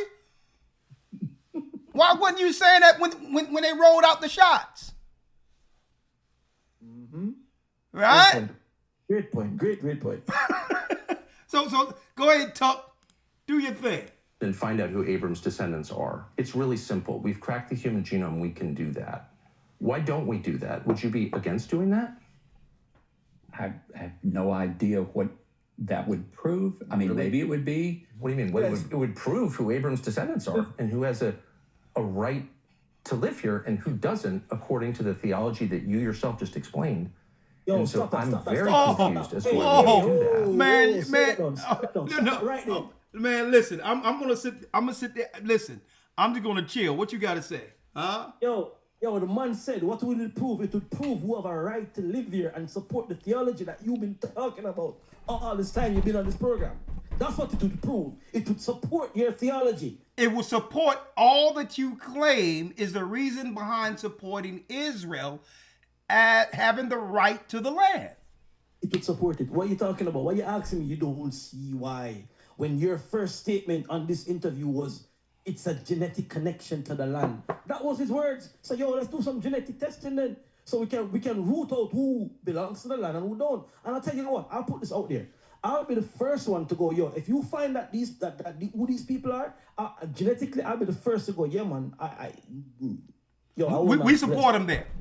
If they can prove genetically they're the people, I will get on. I will say, listen, we were wrong the whole time. They're God's people and we're behind them 100%. 100%. Yeah, man. I'm going on record with that. With no shame at all. Yeah, and I'm going back to Tucker. He has that look like, have you lost your mind? Oh, God, Tucker. Look, this is why you're looking right now. I can't believe that we allowed these people to teach us the Bible. I can't believe it. Look at this guy. Let's go.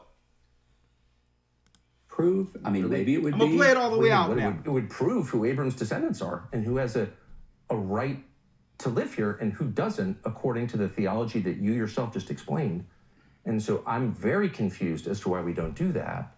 If you believe the theology that you've just explained to me, would we do that all over the world? And everybody. This is the only country in the world that you've said has this covenant with God, that this people have a moral and legal right to the land. What about people who convert to Judaism? Would they have a right? Well, you've just said. I mean, that there are it's converts to Judaism, so you just told they me can make Aliyah. They may not have. You've just DNA. told me that it doesn't matter. You told me moments ago, trying to keep track, that it doesn't matter whether or not you believe in God or whether or not you practice Torah Judaism or Rabbinic Judaism, which is something else that I don't even know if we should. I don't even know what that means, but. It doesn't matter whether you're, quote, a religious Jew or not. What matters is that you are part of the Jewish people to whom God gave this land that extends from the Nile to the Euphrates. And so if you believe that, wouldn't you want to know with a burning passion who those people are? And because of science, we can now know who those people are. So why aren't we finding out? I guess you could propose a DNA test for everybody who comes here, everybody who lives here. But the point I'm comfortable with secular nation states where none of this is done on the basis of blood. I'm uncomfortable with that. I'll just say that. But there are people who may not have bloodlines, but who have converted to Judaism, Are they going to be able to live here? Are you going to kick them out? By your standards, they can't live here because no, you that's just what I said, said. Hold up now.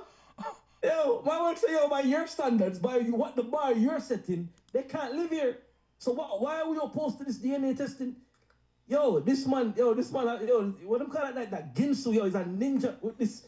Yo, he's holding him, he's sticking him up based on your logic and the theology that you've been bringing, right? They will not be able to live there. Should we do that? Should we check that out? Remember, you're the one that said earlier that, well, there's Christians who don't believe in Christ and don't go to church on Sunday. You said that. So Tucker is holding you to your standard. Your excellent Tucker is holding you to the bar that you set. You set the bar. It's not him. And you can go back and listen to it. You set the bar. He set the bar. And another thing, that's why I told you don't slow him up. Let Carlson cook. Okay? He's a chef. Yep. Right now. Let that man, he's asking all the right questions and showing the contradiction. So if you're not there because you have a right to the land biblically, what are you doing there? Mm-hmm. Huh? So it opens up a lane. We have to ask, okay, you're not the people according to bloodline. He's unpacked the fact that the Supreme Court said that if a Jew in America convert to Christianity, they don't have a right to return like a Jew who doesn't believe in Christ. And then he said, well, listen, let's just put this down to science. We have the technology that we broke the human genome to understand what race is who. Let's take the test and put this baby to bed. And this guy comes with what? What is that going to prove? We're at the end of it. This covenant with God, that this people have a moral and legal right to the land. What about people who convert to Judaism? Would they have a right? Well, you've just said. I mean, that there are it's converts not to Judaism, so you just told they me can make Aliyah. They may not have. You've just DNA. told me that it doesn't matter. You told me moments ago, trying to keep track, that it doesn't matter whether or not you believe in God or whether or not you practice Torah Judaism or Rabbinic Judaism, which is something else that I don't even know if we should. I don't even know what that means. But it doesn't matter whether you're, quote, a religious Jew or not. What matters is that you are part of the Jewish people to whom God gave this land that extends from the Nile to the Euphrates. And so if you believe that, wouldn't you want to know with a burning passion who those people are? And because of science, we can now know who those people are. So why aren't we finding out? I guess you could propose a DNA test for everybody who comes here, everybody who lives here. You're the ambassador of the United States, the politician who's a liaison and an ambassador to Israel. You're the politician. Can't you have a greater more persuasion power than Tucker? Mm-hmm. Don't you want to do this, Huckabee, to substantiate your theology? To know that you are, in fact, backing the chosen people. So what he's doing is telling you, you're supposed to be shaping the legislation if that's what you believe according to Christianity. You should want it. You should. He should burn desire to have it. Huckabee should be spearheading this as a Christian. Mm-hmm. He's a politician who shapes policy. He have connections, political connections all throughout the United States on the conservative side, as well as across the aisle. He's an ambassador to Israel, so he have international pull. What are you going to tell a lowly reporter that he should start shaping some legislation? Tucker said, I done laid it out for you to do it, Christian, theologian. Don't you truly believe your theology? Mm-hmm. Or have your theology been what? Has it been a political front for something else?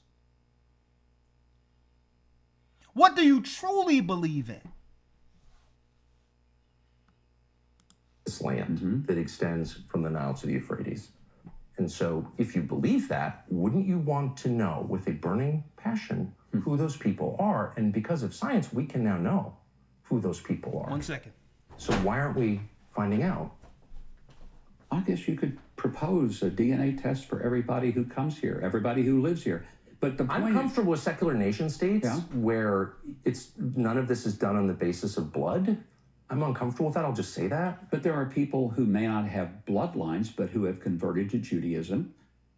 Are they going to be able to live here? Are you going to kick them out? By your standards, they can't live here. No, because you just never told said- me no, that they have a right to live here because God gave them the land because they're the descendants of Abram. They're the descendants of Abraham. But if they're the spiritual descendants of Abraham and they've now decided that they're converting to Judaism, then do they have a right to live in Israel?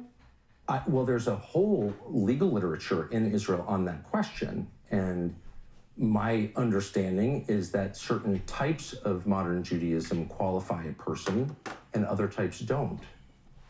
Is that your understanding? I don't believe that people converted, and I could have this wrong, but I know people who've faced this personally, people. I don't believe people who've converted in a Reform synagogue have the right of return. I don't think that is, because I know people who've married into Jewish families and they find out they don't have the right of return. So that is perplexing to me. He says it's perplexing to him. So we're going to unpack it by just starting off with the original question. We've already played it through. If y'all coming in late, you'd have to see it with the rewatch, okay? Who are the people? He started off with the modern, yes. He started off with what? People? Who are the people? Who are the modern, yes, who are the descendants? So we know, and I believe, and I agree with you as a Christian, that God promised this land from modern day Iraq to modern day Egypt to this people, the Jews, to Abram's, actually not to Abram's descendants, as it says in Genesis 15. Who are his descendants now, and how do we know who they are? Stop right there.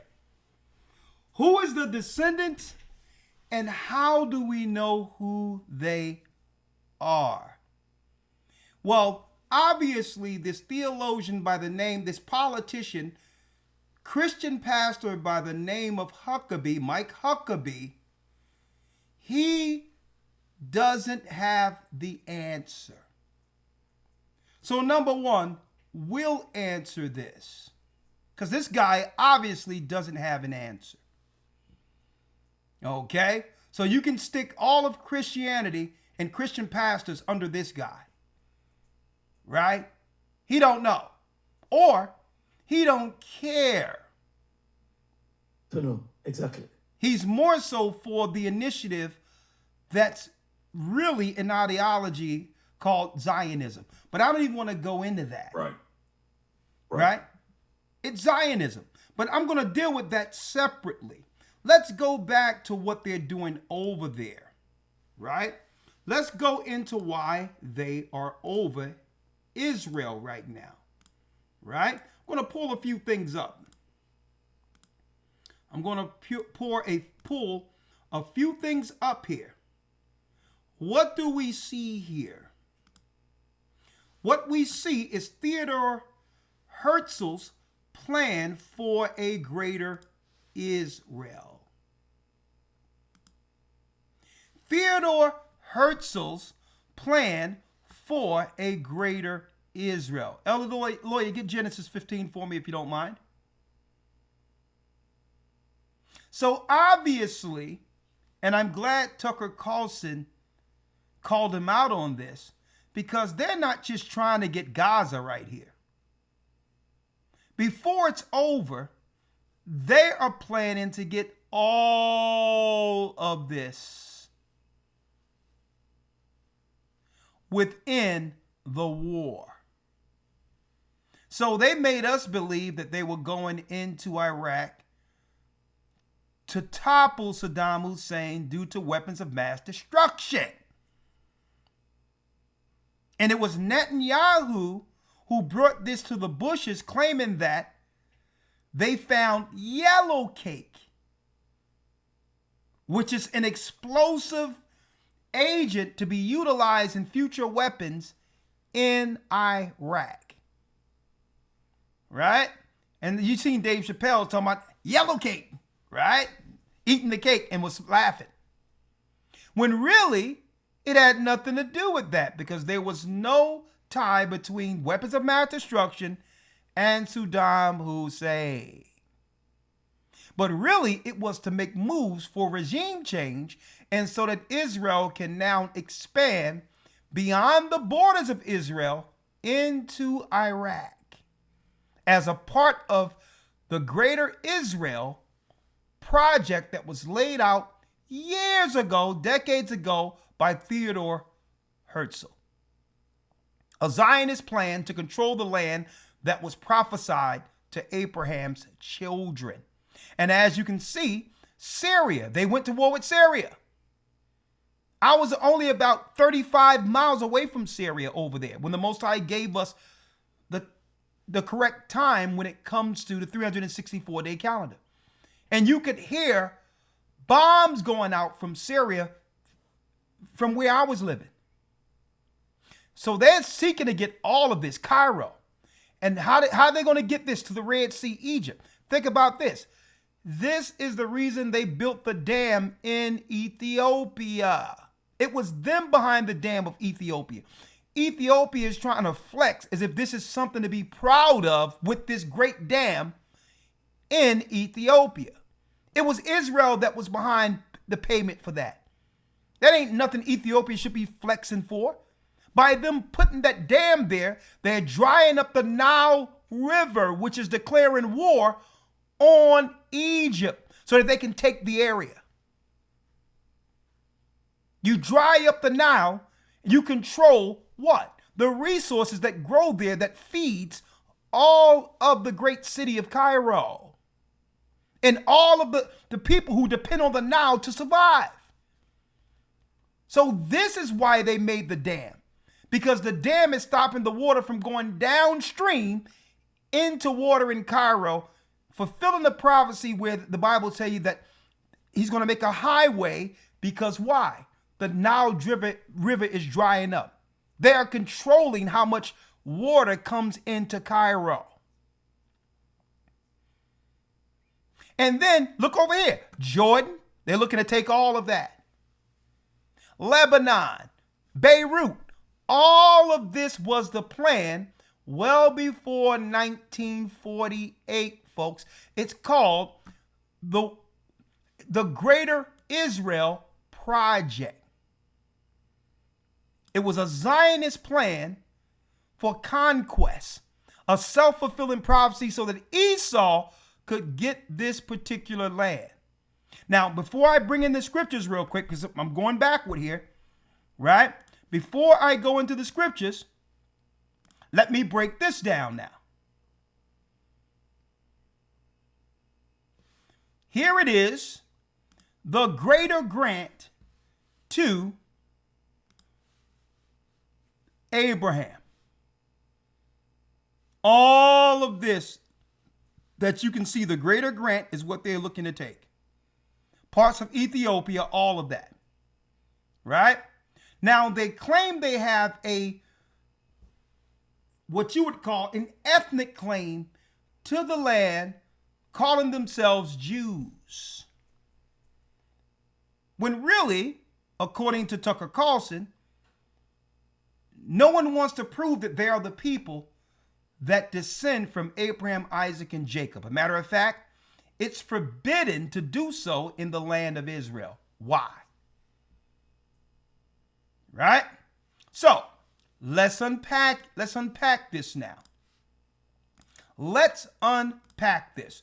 So here's the scripture that they have taught to gullible Christians to support a Zionist movement that justify what we're seeing in the Middle East right now since 1948. Right? There's a few things I want to show. One second. There's a few things I wanted to show here. I have a lot of things up here. Hold on. Don't tell me I erased it.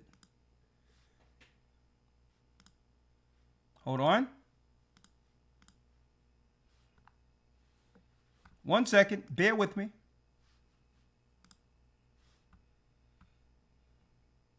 Let me see.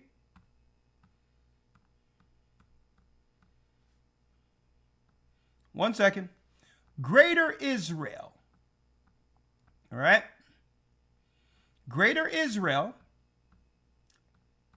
started off by who? A plan by the Zionists, early Zionism, by Theodor Herzl at the end of the 19th century. Theodor Herzl, one of the founders of Zionism, was influenced by the Tanakh in his thinking on the borders for a Jewish state in Palestine, right? A Zionist plan. It had nothing to do with a genetic right, okay? Now, let's go down. As you can see, here it is. The royal grant of Abraham was a land that they would eventually take through time and conquest, but cannot do that without using America's strong-arm military to bring this forth, as they are a small country. Okay? So they would need the military might of America to accomplish this. Right? What are we looking at? What gave them the right to begin going into the land? Well, we're looking at the 1917 Balfour Declaration, where it was signed by dear Lord Rawchaa, the Rawchaas who are over the banks. I have much pleasure in conveying to you, on behalf of His Majesty government, the following declaration of sympathy with Jewish Zionist aspirations, which is a religion which has been submitted to and approved by the cabinet. This Majesty government view with favor the establishment in Palestine of a national home for the Jewish people, and will use their best endeavors to facilitate the achievement of this object, it being clearly understood that nothing shall be done which may prejudice and civil and religious rights of the existing non-Jewish committee in Palestine, or the rights of the political status enjoyed by Jews in any other country. I could be grateful if you could bring this declaration to the knowledge of the Zionist Federation. So the Balfour Agreement, which was drafted in England, the United Kingdom, said, we give you the right to have a state in another country. So it was England who gave them the right to do this. That's no different than me drafting a piece of paper and giving one of you the rights to have a whole city in China. Okay, it's my declaration. Put my Rawchaa, right, North Philadelphia, and I said, hey, you can have China, without asking Chinese people anything. So this is, I'm Edom and I say so. Okay, they're like, well, who gonna give us the land? Don't worry about it. Let me ask my buddy over here in England, and they're gonna give me a piece of paper, and I'm gonna show up in Israel's staking claim to Israel. Right? So there's more. There's more. So this was really a Zionist movement. Now, let's show you the scriptures that they what? That they convinced naive Christians to get behind in thinking that we should spiritually back white people from other areas going into the land of Israel claiming to be the people. Right? These are scriptures that they taught naive, unlearned Christians. Okay? Let's get it real quick, Elder Lawya. Chapter and verse. Yes, sir. The book of Genesis, chapter 15. Okay, let me grab it. Let me pull the Bible up here, okay? And it's a shame because they pulled on Christians' heartstrings. I'm not here to dump down on Christians. They know that we are loving people, trusting people who believe in Christ. And the last thing we thought is that God's people would lie to us. We thought we were doing them a solid, backing them as God's people in Israel.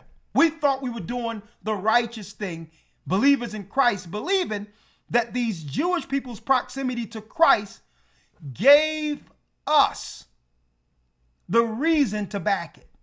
We didn't back them because they were Jews. We backed them because we thought that they were the same people connected to the Christ we believe in.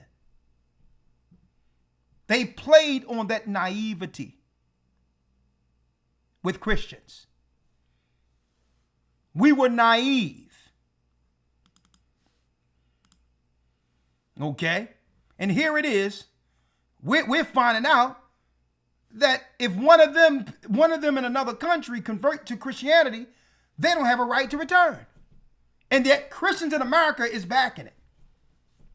So let's go to the scripture, Elder, to show these brothers and sisters real quick what scriptures they taught in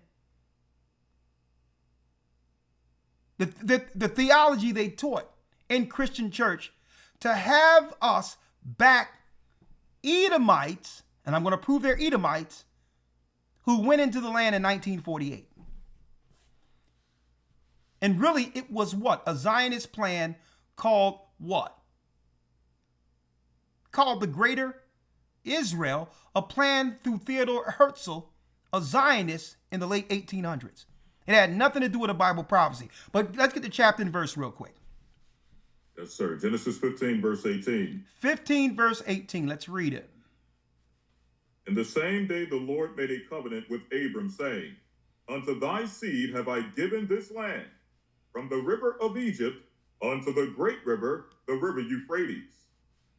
The Kenites and the Kenizzites and the Cadmonites and the Hittites and the Perizzites and the Rephaims and the Amorites and the Canaanites and the Girgashites and the Jebusites. So this is the scripture that gives them the, what you would call, biblical right to do what they're doing over there according to their theologians.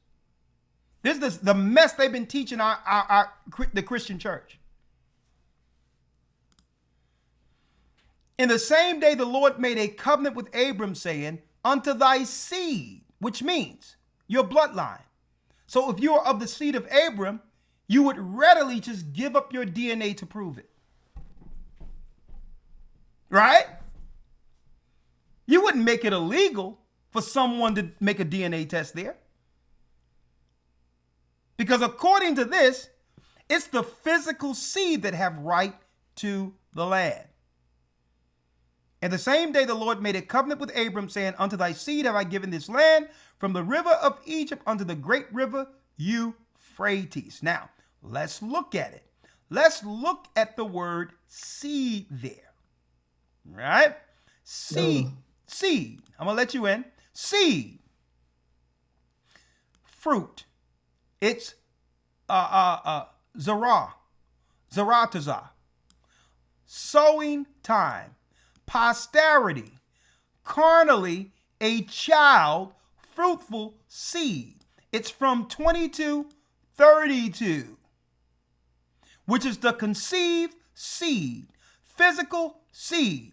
It's not based on what religion one would convert to or is born under. That means anyone, you can have, like the example I gave earlier, you can have a white hillbilly from Utah who's a Mormon. He can convert to Judaism even though he was a Mormon. And because he converted to Judaism, he would have the right of return as a citizen to Israel. Because why? He's a Mormon who believed in Christ and he denounced Christ to become Jewish.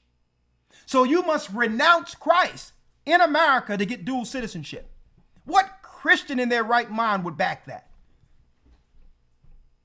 And not think that what? And not know that you've betrayed the same Christ you claim to believe in. Right? So now let's get down to the nitty-gritty here. So here we go. Boom.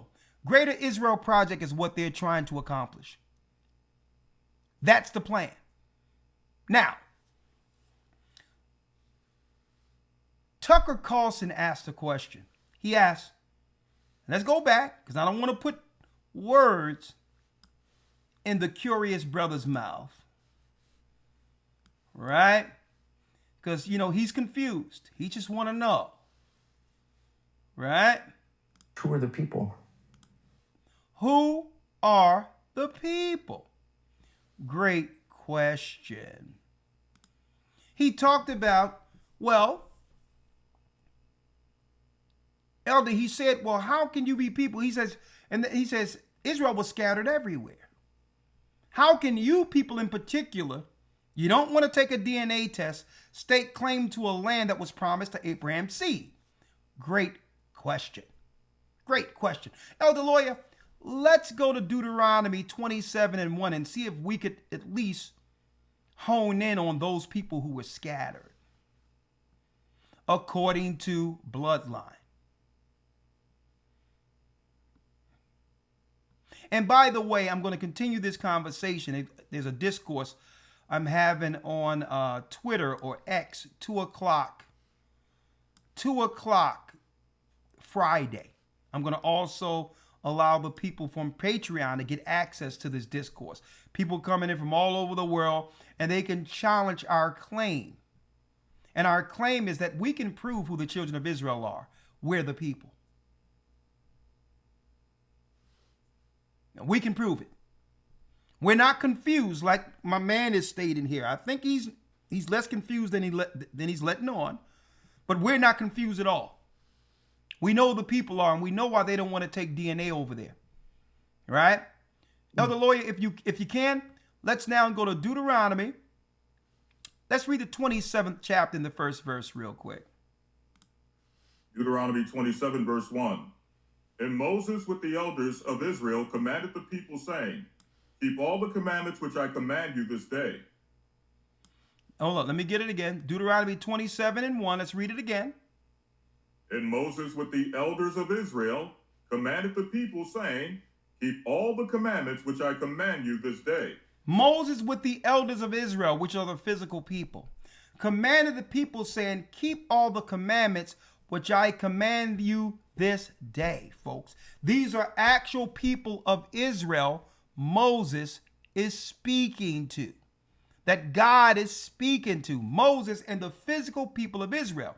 Now, here's the Jedi trick, the Jedi mind trick they play. Every time we just go into the physical people, they don't acknowledge what we're reading out of Torah.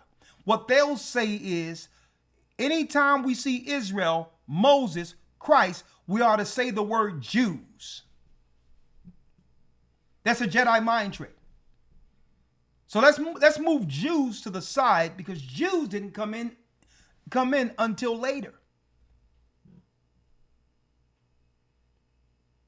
Okay, Judah was the fourth son of Jacob. So what the Jedi mind trick is, every time we start highlighting people in the Bible, instead of giving them the names the Most High gave them out of Torah, they automatically retort with saying Jew. Moses wasn't a Jew. Moses was from the tribe of Levi. So you have to watch the tricks the Christian Zionists play. Right? Or the Zionists play with words. We're not talking about Jews here. We're talking about Moses and the elders of Israel, physical people. Commanded the people, saying, keep all the commandments, which are the laws. That's why I don't know how the Christians get off by telling people that they're not supposed to follow the law. Only Satan would tell people not to follow a law. Maybe they're Satanist. Keep all the commandments, they're written up in the same book we find Christ, which I command you this day. So now we've set the precedent. The Bible is talking about Moses and the elders of Israel here, right? That's the context. Read Deuteronomy 28, verse 1. Why? because Tucker said, well, how do we know you're the people? The Bible says after the massacre or Holocaust that happened in Jerusalem in 70 AD, that Israelites were scattered. Great point. Let's go now to Deuteronomy 28, verse 1.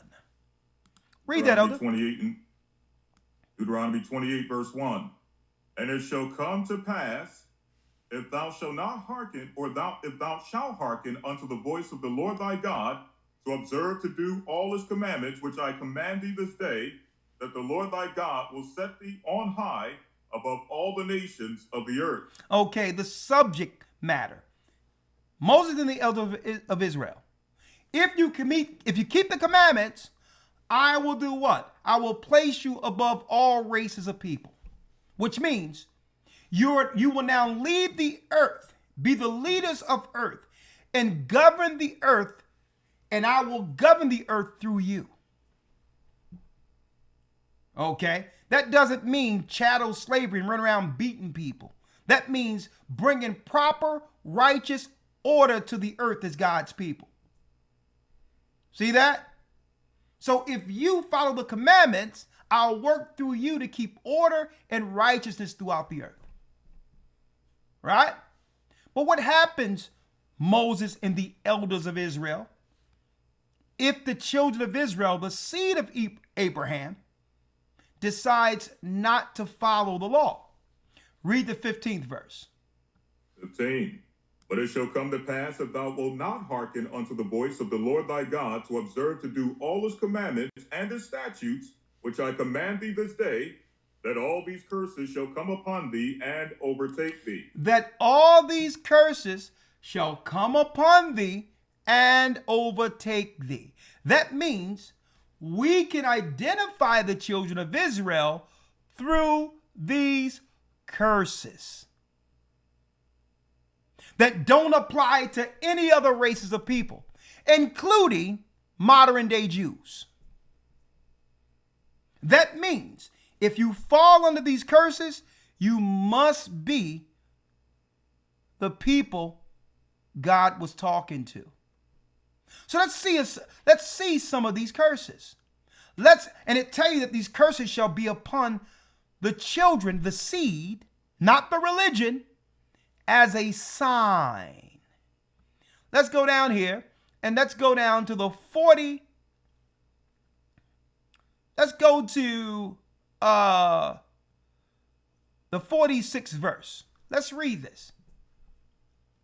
Deuteronomy 28 and 46. And they shall be upon thee for a sign and a wonder, and upon thy seed forever. So the curses written of in the Bible, brothers and sisters, would be a sign. That's what? That's pointing to the people God was talking to. It would be a signifier, an identifier. It would divide God's people from any other people. The example, right? A sign. Let me bring it down into layman's terms. You see a sign that says McDonald's. And then you go into McDonald's, right? And ask for a big Whopper. McDonald's doesn't sell the big Whopper. Okay? So the sign is a signifier that divides. A sign, if these people fit the curses, this is a sign that they're God's people. Right? So the Most High made it so that even if they tried to lie through Christianity, through theologian, and claim that we're someone else, that the curses God put upon us would still be the sign, even if we tried to identify as someone else. We can put on a kufi, we can get a prayer rug and try to look like an Arab. But that doesn't make us Ishmael. See? The signs of the Arabs enslaving us is the sign. Not religion, not the religion we was forced to adhere to. See?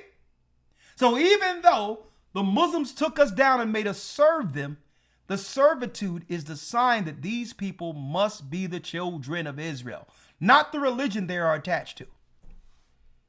See how that works? So again, Tucker asks, well, who's the people? Well, you must see the signs that were only placed on God's people. The Most High God is perfect. He's not going to have a sign on our people or his people, and then another people execute those particular signs. Okay? You will be able to see, okay, there's a sheer difference from these other people based on the signs of the curses written of in Deuteronomy. And they shall be upon thee, which was the curses, for a sign and for a wonder. And upon what? And upon thy seed forever. The bloodline. And upon thy seed forever. Now, we must ask the question, why don't they want to do DNA testing? I'll tell you why. If you're in the land, guess who bones been there for thousands of years that they can actually take an original specimen from to prove that they're the people? All the tombs of the Israelites and all that, and I have a whole book showing the archaeology that's still in play, that's still intact in our present time to prove that all those areas in the Bible existed, all the tombs are there, and the same geography. They can get an original specimen, someone that was buried there for hundreds of years, if not thousands of years, and put it up against one of the people who came into Israel in 1948 to prove that they have the same genetics. This is why, what? It's against the law to do DNA testing there. Why? Because they can't control the narrative. Israel is a big place where the children of Israel, where the 12 tribes were. Somebody is going to happen on a burial ground and do their own testing and realize this is the same genetic makeup as those black people in America, those black people in Africa. So they put a lid on it. They put a lid on that DNA test, folks, because they can't control it. Somebody can now go to burial grounds and go to different places and dig things up and get their own original specimen to test. And if they did this, they would come up zero. You have something, Gouger? Yeah, man. I was saying that if you notice as well, at no point in time, at 0 point in time in this interview from this theologist or theologian, the word or the concept of spiritual Israel ever came up. It never came up. So this theology of being spiritually Israel. Oh yeah, he brought it up. Did he? I never Yeah. heard that. He stated. He asked, well, what about the spiritual Israel? Oh, I never heard that bit. No, he was coming. He was unhinged. He was all over the place. Yeah, because that's a part of modern theology of talking about spiritual Israelites. He brought that up, but it was as he did that as to redirect the question. Okay, like a diversion. Okay, cool. So He brought it up. I never heard it. You with me? Because the only thing spiritual Israelites do, it's used to muddy the waters. Mm-hmm. Why is it that all the nations in the Bible, the only nation they're trying to make spiritual is Israel? Where's the spiritual Edomites or the spirit Ishmaelites? Why out of all the spiritual Ammonites? Why out of all the races in the book, they only want to try to make the children of Israel the spiritual ones? Why? So that they can stake claim to it, knowing they're not the physical people. If I'm the physical people who have the right to the land, darn, if I'm going to have other people come in as some spiritual people who can take right to what the Most High have given me, that in of itself is a confession. That in of itself tells the people they know they're not the people. All the races in the Bible, and the only race you want to make spiritual are Israelites. Okay? But let's go back here now. Right? Now, Elder Lawyer. And they shall be upon thee for a sign, which is the curses, and for a wonder, and upon thy seed forever. Tucker asked a question. He asked, well, hold up. How do we know you're the people? Israelites were scattered all over the place. Yes. Now, let's go to the scattering, Elder Lawyer. Deuteronomy 28, verse 64. Yes, sir. Deuteronomy 28 and 64. And the Lord shall scatter thee among all people, from the one end of the earth, even unto the other, and there thou shalt serve other gods, which neither thou nor thy fathers have known, even wood and stone. So here's another sign, brothers and sisters. And the Lord shall scatter thee among all the people, from the one end of the earth unto the other, and there you shall serve other gods outside of the God of Israel. Right? Because now you're at the behest of who? The heathen nations who have been placed over you. Now we're being forced, or the Israelites are being forced here, to serve other people gods. Where now the nations must re-educate you. Right? Let's look at this re-education, which neither thou nor thy fathers have known. Even wood. Wood represents what? You got it. The Christian cross. And stone. Stone represents what? The Kaaba stone in Mecca. So our people would be dispersed throughout the earth and will be forced to serve predominantly under these two religions that have kept the children of Israel under subjection. Right? So here's the sign. Wood, the cross. Stone, the rock. That's a sign. Because I've found a phenomenon in the United States or in the Western world that I've not seen any other place on the earth having traveled throughout the earth. I've seen a phenomenon where in America, it's what? We have gotten used to all the different family members in the same household having separate beliefs. That's a phenomenon when you travel the earth. You're not going to have a Christian and Muslim living in the same house together. It doesn't exist. When I went to the Middle East, everybody in their household believed the same thing.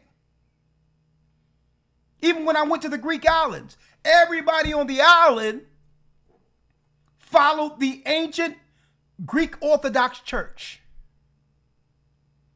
You're not going to have no Christian and Muslim living in the same house. So you have to be traveled to understand how wacky and crazed the society we've gotten used to understand how crazy it is. Okay? How insane it is. The sign is that, and the Lord shall scatter thee among all people from one end of the earth even unto the other, and there you shall serve other gods. Allah is not the God of the Hebrews. Okay? God that we've been taught in the Christian church is not the God of the Hebrews. Their God is Zeus. The Roman Christians took the pagan Zeus out of their temples and placed it in the main hall there at the Vatican and called it Peter. That St. Peter's Basilica isn't Peter at all when they go to kiss his feet. That's Zeus. Look it up.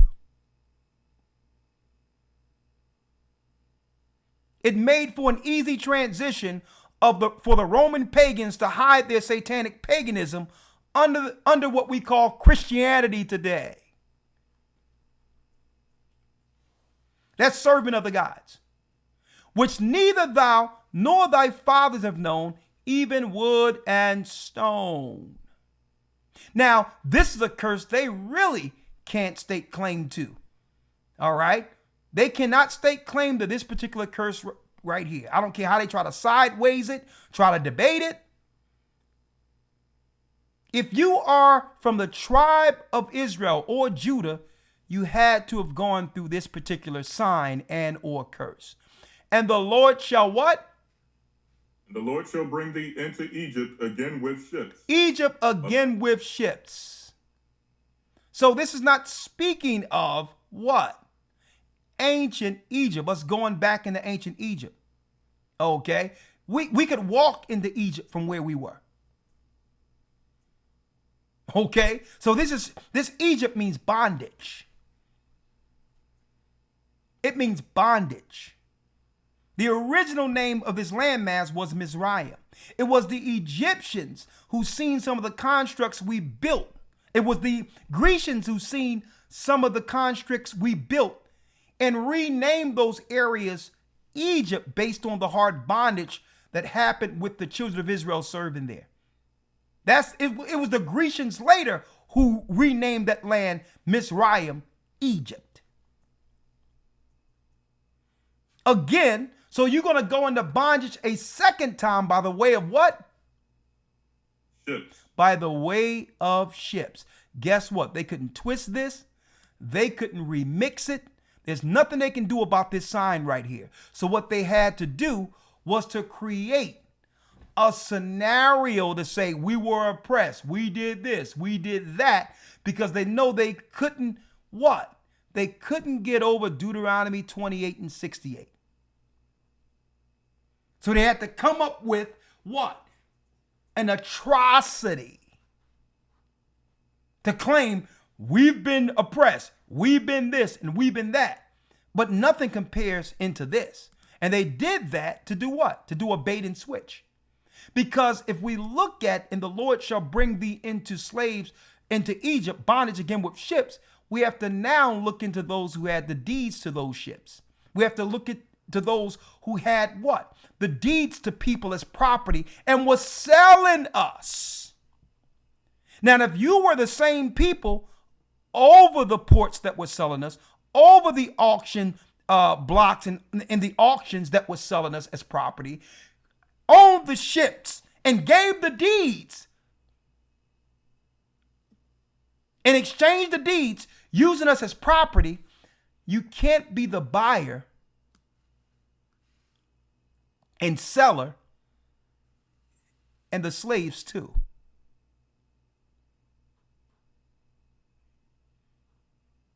There's no way you can remix this. So if we're going to go into bondage and the same people claiming to be the chosen people made money off of the slave trade and was key players in the slave trade, how can they stake claim to this sign? But what they did was an atrocity came up out of nowhere, and now they can lock arms with our people, the children of Israel, who were suffering under civil rights, and say, yeah, we've been oppressed together. Playing us close.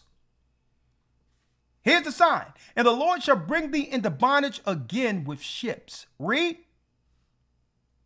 By the way whereof I spake unto thee, thou shalt see it no more again. It's our last slavery. Read.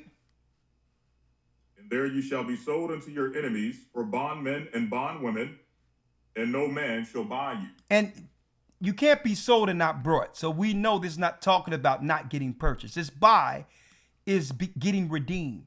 That no man would be able to redeem us or purchase us out of this condition. Only through the blood of Christ are we purchased. If we don't accept Christ, we're forever slaves. And it's through Christ that sets us free. See?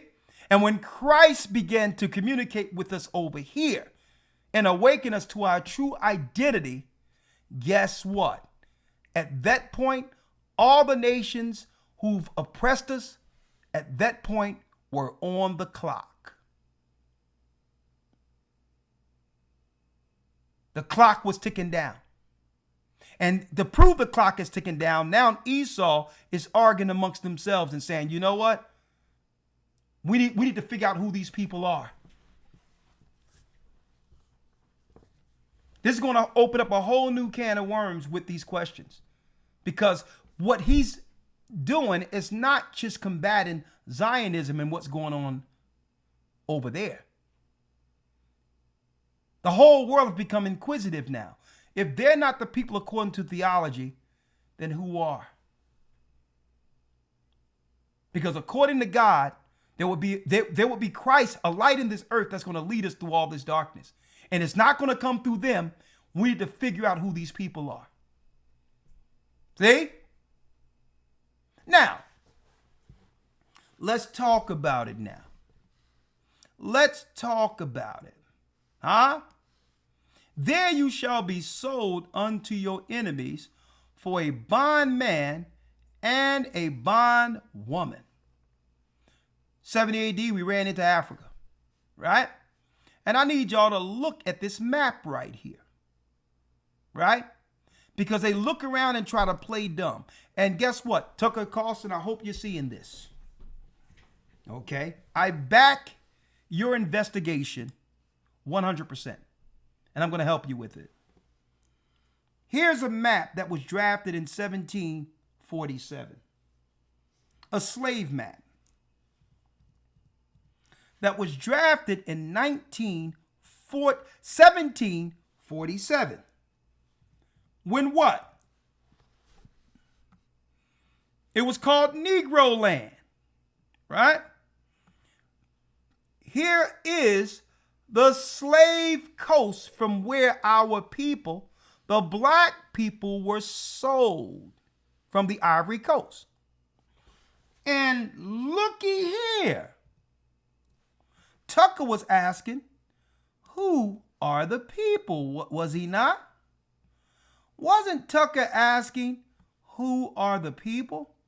Well, let's see if I can figure this out right here.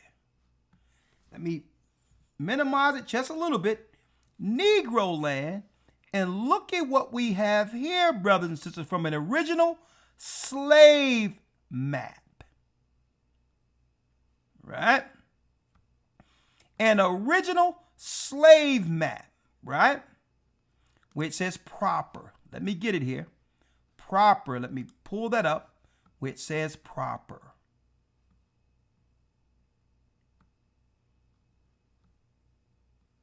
Bear with me, folks. Every time where it says proper, look at what it say here on the slave coast. Does that not state that this is the kingdom of Judah? So you're going to try to claim that you didn't know who the black people were who was brought from the slave coast, the Ivory Coast, according to Deuteronomy, according to a curse for disobeying the law. Now, these people were brought to the Caribbean. They were brought to the Americas. Like you have the Benjamites in England right now. You mean to tell me that you didn't know that you were taking Judah into America? It's on your maps. Now, it so happens that Jews, well, white Jews, were buying and selling us into America. All due respect. They had the right to. It was a part of the curse. So if Tucker Carlson really want to have the answers to who that land belongs to, Tucker, do you really want the answer? And that map, Elder, just putting it out there, that map is a map of the kingdom of Benin. And Benin encompasses all of Nigeria, all of Ghana, all of Togo, all of that region, Cameroon, all of that region. Nigeria is a derivative of Negro land, it's nigger area, Nigeria. They remixed and recolonized the whole area. they really want to have this conversation? And that also debunks any theory that Jerusalem is anywhere south of where that is. That disperses that as well. That's an original map. That's a 1700 map. That's in the House of Congress right now. That map that you showed on it. You can look it up. Just give them the source, Ella, so people can go out there and don't think that we drew this map ourselves. No, all they gotta do is Google it yourself, folks. Google it. 1747 slave map. Slave map. It's an actual map they were utilizing.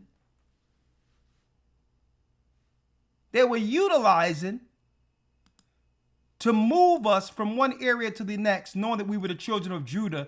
And guess what? They knew we were under a curse to be sold. So they felt that the Most High was absent from us. And at that point, they can do whatever they would like to do against us. And before, the white man didn't just come on some land while Kunta Kinte was beating a drum to go and find some wood to make a drum, to drag somebody over to America. Don't believe that garbage story from Hollywood. This was an orchestrated, organized business to enslave God's people, because why? They would not have been able to build the new world without us. Period. The same way Egypt could not have become great without us. See? And we know that we've been to the castles, we've seen the markets, we've traveled the land and we've seen it. It's there. Nobody can deny it. You with me? The Arab slave trade that went on even before that. You understand? Yeah. That before Edom came into the picture. Yeah. Was even more brutal, right? So don't be tricked or confused by Hollywood that the Jews are the white Christians and you know, no, the Islamic Arab slave trade was going on. The trans-Saharan slave trade was going on long as well, for over 1,000 years. And what they did, they were killing the slaves. And a lot of these ghettos you find in Gaza, in parts of the Middle East, still have the remnant of our people still there that were serving in servitude. It's still, the evidence is still there. Somebody said in the comment, what does it mean when it says under a seat forever? You will always be the children of these slaves. Always. That's fine. So when it says the seed forever, you have to realize when it says the seed forever, it's exactly that.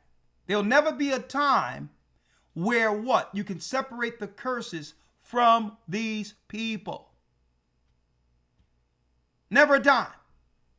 So it never can be remixed forever. But when you look at that forever, it also breaks down to the vanishing point until the consummation, until Christ comes to get us out of the curse. Okay, that vanishing point is the consummation, right?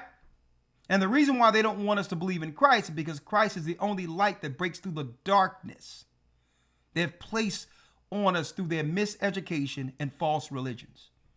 Now, confirming what Rawchaa brought forth when it comes to the Arabs, they perfected the slavery model first. Okay? It's no different than what? You have China making all the goods, but yet you have the merchants shipping the goods over to America to be sold. White people weren't coming into the land and taking Africans over, and white Christians weren't taking some Africans over from their family and dragging them for slavery. That's a lie. This was an organized industry. And the reason why they wanted to hide the Arabs' hand in this through Hollywood, because Arabs were being used to undermine us in our communities. They were Esau's secret weapon, the eyes and ears to be used to report, to get us locked up, to do all this thing. That's why they put them on every corner between them and the Asians to keep their slaves under subjection. We've blown the lid off this, okay? These were your original slave masters. It was Ishmael and Esau together.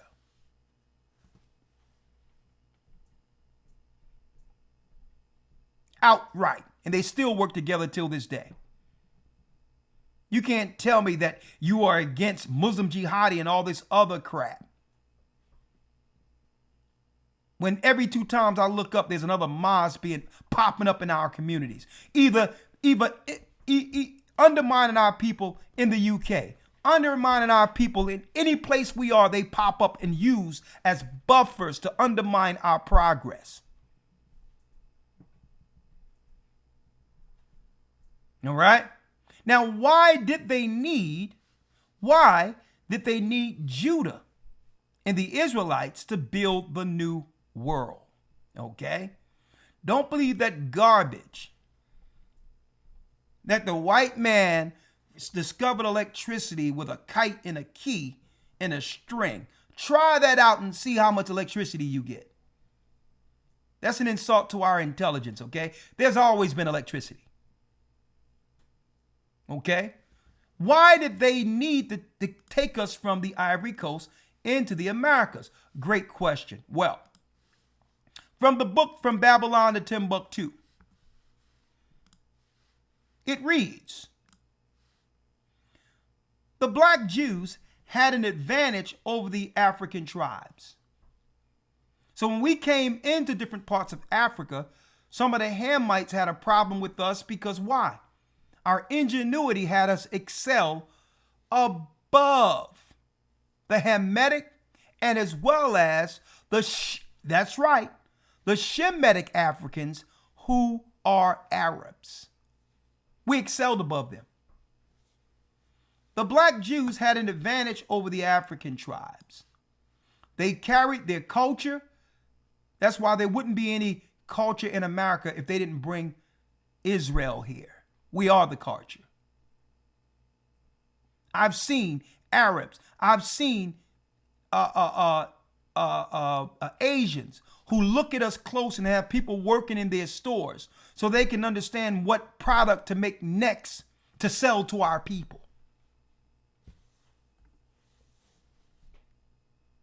If we make something fashionable, folks, I remember, folks, in the 80s and 90s, we would make our own jumpsuits and all that. Before Louis Vuitton and all of that, like the whole suits with the letters on it and all that, we would make those ourselves in New York. And then Louis Vuitton copied the jumpsuits and took the fad. Don't tell me what I don't know. Louis Vuitton wasn't making whole jumpsuits with the letters on it. That was all us. And we was making it out of pleather. It wasn't even real leather. We would make it ourselves in New York and sell it all through the inner cities, and it was a thing.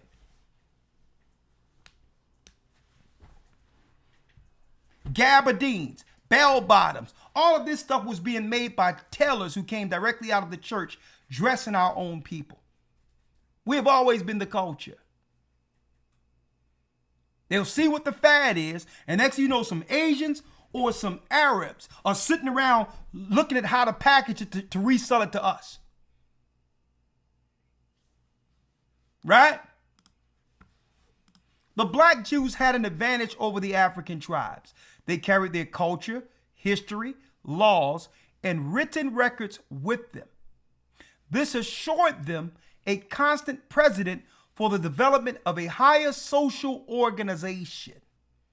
And they started showing some ridiculous things on TV, showing flies around blacks and all this.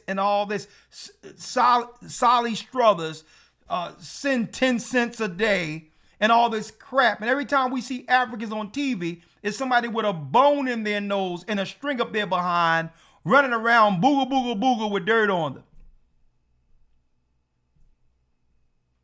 That was the Hollywood portrayal of how they were portraying us to make us believe that's what was going on in Africa. When there's nothing they have done that we didn't create in America. They could not have done it without the ingenuity of Israel. This assured them of a constant precedent for the development of a higher social organization. Because of the stability of the black Jew culture, the Jews, which we are, were not absorbed into the autochthonous population. In fact, the Jews absorbed some of the native tribes. We were teaching the other tribes what was going on and how to advance their technology and all of this. The Jews, which are the black Jews, made use of every opportunity. They were industrious and skillful people. In the Jew Ghanaian states were found kings, princes, governors, generals, secretaries, treasurers, revenue agents, judges, architects, engineers, doctors, historians, language interpreters, mathematicians, jewelers, sculptors, masons, carpenters, painters of art, goldsmiths, leather workers, potters, armorers, saddlers, blacksmiths, agriculturalists, etc. They had to put etc. there, or they would have ran out of paper. Now, why is this so important? Hence the reason why when they freed the slaves, they opened the borders for Irish people, for Roman people and others, because we were the only tradesmen that was able to advance America up to the point of when they opened the borders for immigrants. After they freed us, we would have held Esau over the barrel and say, listen, you must capitulate. You must do everything that's right by us, because without us, nothing runs. They were so dependent on slave labor that when what? The South was willing to die than to let us free, because it would have destroyed industry. We were their babysitters. We were their builders. We were their carpenters. All those great plantations. White people didn't build that stuff. Those plantations were built so right that they're standing till this day. We built all that. So because they didn't want to negotiate right with us and give us our just due, they opened up the borders and set up unions to make carpenters and all that and give them all the jobs, or we would have forced America into doing what was right by the slaves. That's what immigration have always been, a buffer against us. See? So no, we didn't come over here and the white man taught us how to do that. You know how long it would have taken America to get built? If they had to train a whole generation, all of this stuff, then start building. Think about that. We came with the skills. We came with the culture. And the only thing Esau did was put his name on it. Right? Exactly. Like I've said this already, right? And somebody just wrote it there. Why was Pharaoh so upset about us leaving Egypt? Great question. If we were no good and good for nothing, yo, bye, sayonara. Like if them Somalians in Minnesota decided to pack up and go, who would be, don't leave? Who would say that? That's the thing. Wherever we go, we bring flavor, spice, we bring culture, we bring rhythm. With me with the salt of the earth, according to Matthew the 5th chapter. Salt. And if you have food, if you're cooking without no salt, then we be dealing with some not nice food. We are that spice. We are that flavor. We are the salt of the earth, the spirit of the earth. They understand that. When we came over into the Americas, into the Caribbeans, we were the builders, we were the masons, we were the architects. We on Christopher Columbus' ship, we were the navigators. Look it up. We were navigating the ship. Yeah. We were the Moors. So we did the same thing under the Arabs, but go on. Yeah, so that's us. That's us true and true. We're savages coming over here not knowing nothing. We have education and culture. And you still see it now. You see, like I did a broadcast on this one time. After the abolition of slavery, quote unquote, so-called abolition of slavery, there were 80. After the abolition of slavery, there was 95 or 94, around about that number, black universities made up to the 1950s. It was the social, what do you call it? It was the so-called civil rights movement that broke that. Because why? We were united together. Our families were intact. You understand me? We knew to some degree who our God was. We were getting back that knowledge, that information. That you understand? And they had to stop it. They had to get into it and go, yo, now man, you can't know that. You need to still believe Black History Month is about slave ships, and you coming out, that's where your history starts. You don't know nothing else. Keep it right there. That's what that was. And they integrated a people that wasn't necessarily financially or socially capable into a people that was to destroy them. It was social engineering all along. So they did it in Egypt. You understand me? They cut the wages in Egypt, starved them out. You with me? And it's a tactic that they've been using all the way up, coming up to now that we're in right now. And we see the austerity is coming back. Why? Because the cat out the bag and the people are waking up back to who their God is. But the difference now is that when you start to call on your God, he's going to answer. And that's what they're afraid of. Yeah. You with me? That's what's going on. The strong man is being bound right now because we're going to spoil the house. But exactly. Anyways, And going back to where you are, so Tucker, in case you're looking at this, you probably want to know, who the Israelites are now because we were scattered and had to serve other nations. So obviously the people who had the deed entitled to the slaves cannot be the people. So who are they then? Well, let's bring it into recent history with the Khazars, right? Because as you can see here, in the greater Israel map, you got Eastern Europe and places like Turkey and all of that, right? That's close in proximity to the land of Israel. Hence the reason why America started paying all this money to the Ukrainians, not realizing they were funding the same people. Different parts of Turkey all the way into the Ukraine are the same people.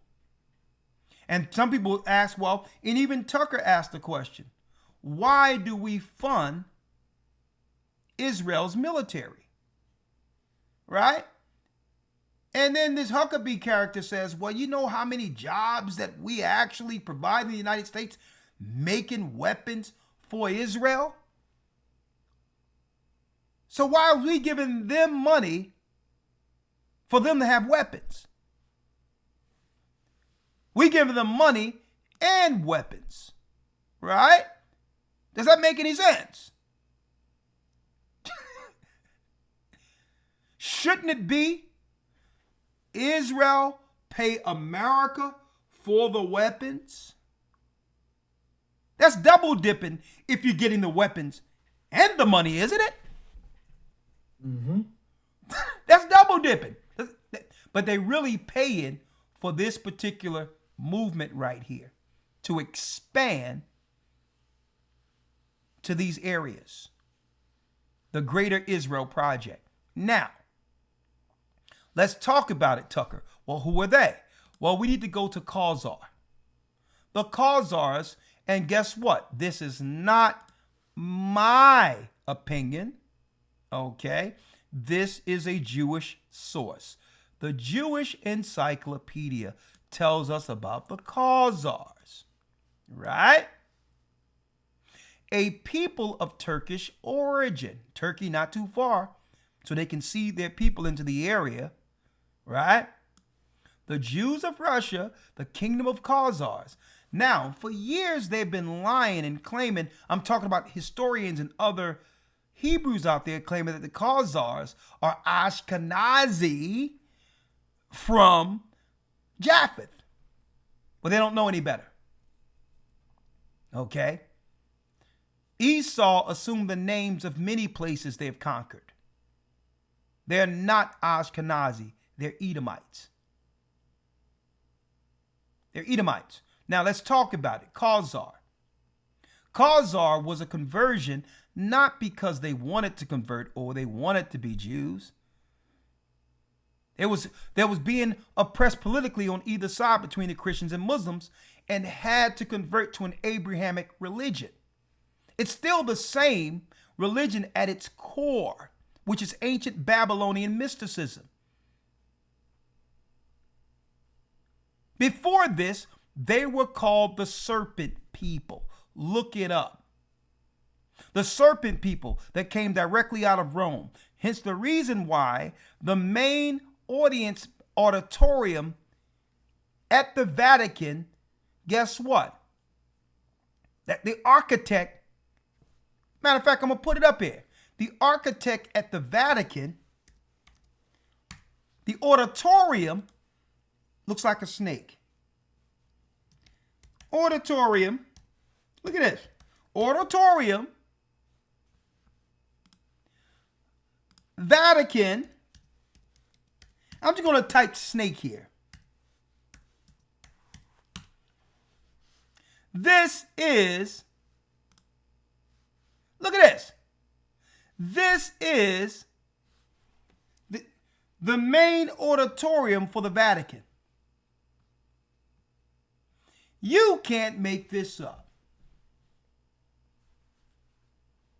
Where the Pope comes inside to speak to press, and there's music and all that. They got a main auditorium where they strategically made the architecture of a snake.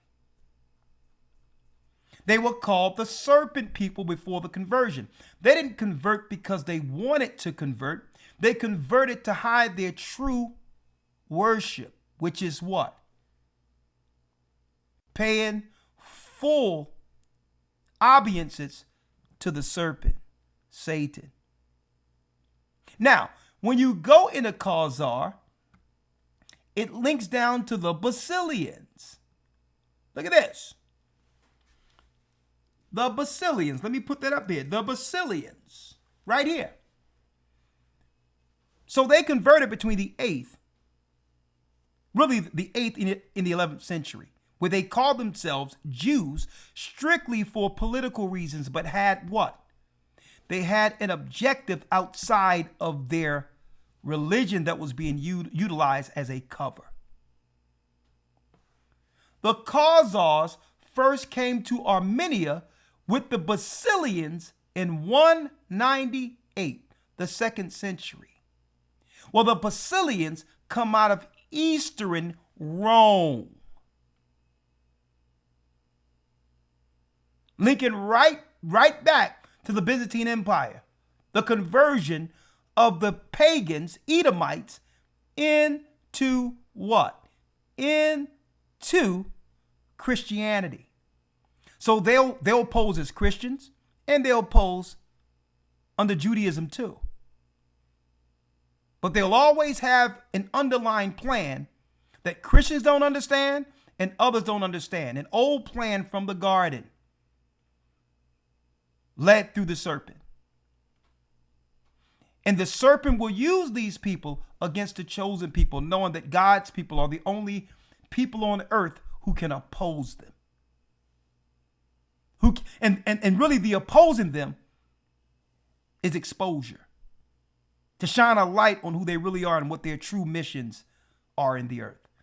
That's why they don't deal with Christians, because Christ shines a light on the God they serve, the serpent. So they didn't start off as the children of Japheth. They came in as the Romans. So just because you can find Khazar and think that territory is Japheth, these are Edomites who went into an area that was once occupied by Japheth. Now, then we can go down, Jewish Encyclopedia. I didn't make this up. This is not me. This is just me going into Jewish sources here, and I'm going to type in Edom right here. See? Edom will tell you what's going on. Edom. Let's go there real quick. Edom. Who's who? Edom. Idumea. Well, that's interesting. Where did we hear Idumea before? Well, Idumea, there was a conversion in the 2nd century where who? The Idumeans converted into Judaism during the 2nd century before Christ was born. See, you can read this in the Josephus. They converted, and Antipater ended up having Herod the Great, or Herod the Greek, or the Idumean, in place as a governor, an Edomite, who would be in place to kill the chosen child, Christ. See? Knowing that Christ was born to set us free. See that? So that's why you see Idumea there. But see, Esau tells on himself in the Jewish Encyclopedia. This is not my source. This is their source. Because it tells us here that Edom is who? Edom, according to them, the name Edom is used by the Talmudists for the Roman Empire. Tucker? Ooh. Ooh. Yo, repeat that. Yo, just highlight that again, Elder. That needs to be pinned again. The name Edom, now this is their source. This is a Jewish source. This is not black people, right? Bennett, I'm not in it. This is what they're telling you. The name Edom is used by the Talmudists for the Roman Empire. So you mean to tell me they don't know who they are? And from what, just putting this out there, and I'm just saying it, from what I know, we can trace who the Romans are, the Roman Empire, from the fall of Rome into Constantinople, which is Turkey, to the 10 horns. We can trace that today. That's not even hidden information. You with me? We know all the countries that were taken down by the Roman Empire that formed it when it fell in 194, and when the power went to Constantinople, which is Turkey. Coming up to modern day, we know where that empire is and who branched from it, Europeans, and where they went in the earth today. Yeah. So what they'll do, can find them. Yeah, but what we'll do when we speak to them, those are over academia, that's over the religious institutions. They'll look at us and they try to play dumb. Well, no one knows that the Romans must have disappeared. We don't know who the Romans are. Liar, y'all know exactly. You know that you're the Romans. Listen, man, you just walk in any street in London, any build up here in London, and you see where Rome is. Rome never hid. The architecture is there. The gods that they worship is still there.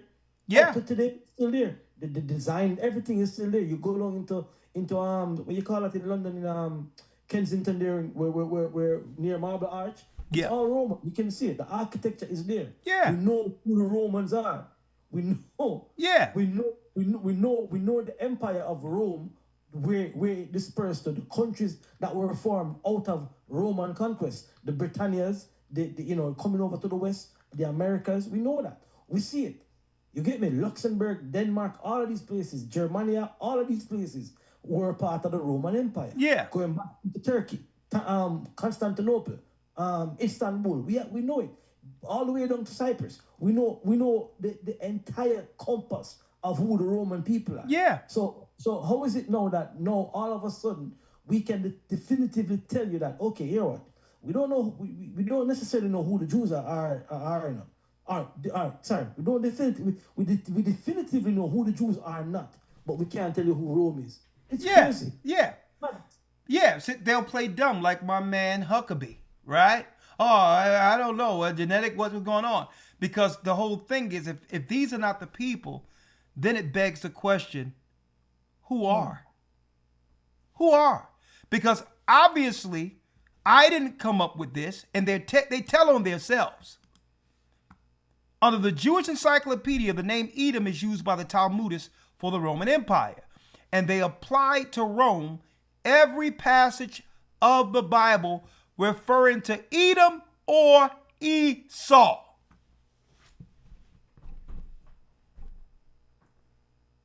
Hey. That's mic drop. So listen, we can trace Edom from from Mount Seir to their present, the present places they reside today, without missing any time. All their children. And guess who helped us? King James. King James and all of those historians, as well as interpreters who was with them, gave us a documented marker for all the tribes. Not just, I'm talking about for all the Gentile tribes, whether it be Ham, Shem, or Japheth. King James, a black man, wanted us to know who was Edom, knowing that they would hide themselves in jewelry. Now, this is a Jewish encyclopedia. They identify themselves as Edom. But now, all of a sudden, Edom is talking now. What do I mean by that? Listen to this. Listen to this, elders. Listen to this.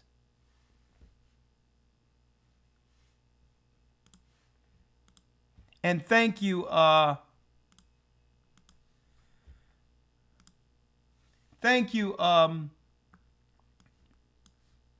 AC, for meshing this up for me. All of a sudden, people are talking. I can't wait for my conversation this coming Friday, but let's do it. Fair use. A good day to correct some false teaching and lies that you've been told while sitting in church or even watching movies, reading books. Moses, chosen by God, given the 10 Commandments. Most of the laws are based on that today. Even your Constitution in America some of it is based on the 10 Commandments. Moses, born in Africa, raised by Africans. Moses was a Hebrew, an Israelite, and a black man. So many people are blinded. Hold up. Moses was a black man, but let's make sure we get this straight. Africa is a continent. Many countries there. So it's too ambiguous to call us Africans. All right? All ethnicities and races reside within Africa. We have to shed that label. We have to shed that label. And it's no insult to the greatness that was accomplished in Africa, going way back to Egypt. But it muddied the waters. It keeps the waters muddied. Okay? Like I showed earlier with the map. Let me go there again. If you want to go into Africa, then I have to show you a map. Right? I showed you earlier the map. The map showing the slave coast. And when you go to the slave coast right here, you have the kingdom of Judah. So it was Judah, Benjamin, and Levi who was taken into slavery. Africa is too big of a place just to say Moses was an African when there was no such name of Africa during that time of Moses. Okay? No. And I'm going to hit y'all with something. The original name of Africa isn't Leoscipius Africanus. Africa in the Josephus comes from one of the sons of Shem. It still links back to us being of what? Shem's bloodline. A lot of people don't know that. Abraham's bloodline was the first Africa that we read in Japheth. That name was synonymous to somebody who came through Abraham. All right, let's make that clear.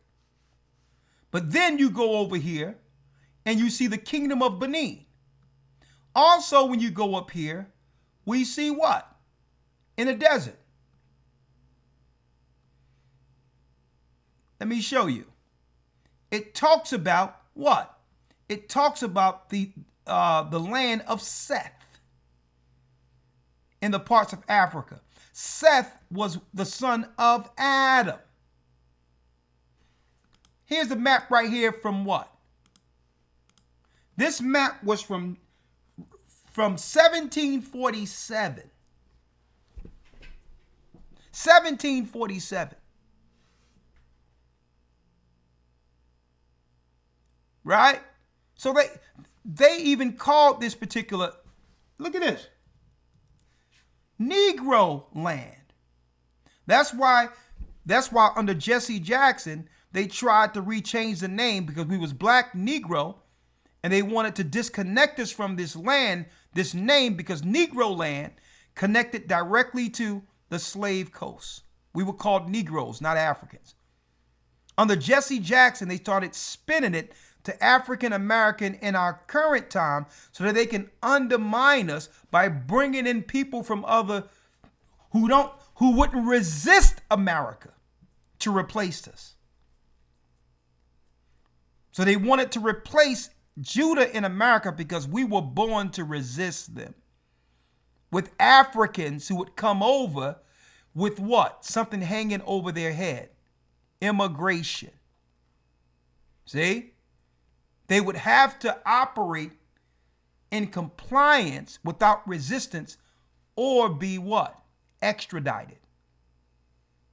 That's why they came up with the African American term, to try to stifle the resistance that was born in this country that would bring the truth throughout the whole earth. The tribe of Judah in America. Tucker, are you listening? See? They came up with that. We were called black, Negro, and all of this. And all of a sudden, the demo nuts came up with the Rainbow Coalition and African Americans so they can undermine us. If you want to go into Africa, let's talk about this right here. Negro land. That's why we were called Negroes on the Bill of Sales. And if you want to heighten it to the next level, let's go right here to the Ivory Coast and the Gold Coast, where it tells you that these people were from the tribe of Judah. Right here. Look at that, Tucker. See? So Tucker has a question. What is it? What is it, Tucker? Come on now. Who are the modern? Yes. Who are the descendants? So we know, and I believe, and I agree with you as a Christian, that God promised. Who are the people? Who are the modern? Yes. Who are the descendants? So we know, and I believe, and I agree with you as a Christian, that God promised this land from modern day Iraq to modern day Egypt to this people, the Jews, to Abram's, actually not to Abram's descent. Who are the people? Tucker. We are the people. We are the people. And you know what? I think Tucker already know it. I think he already knows this.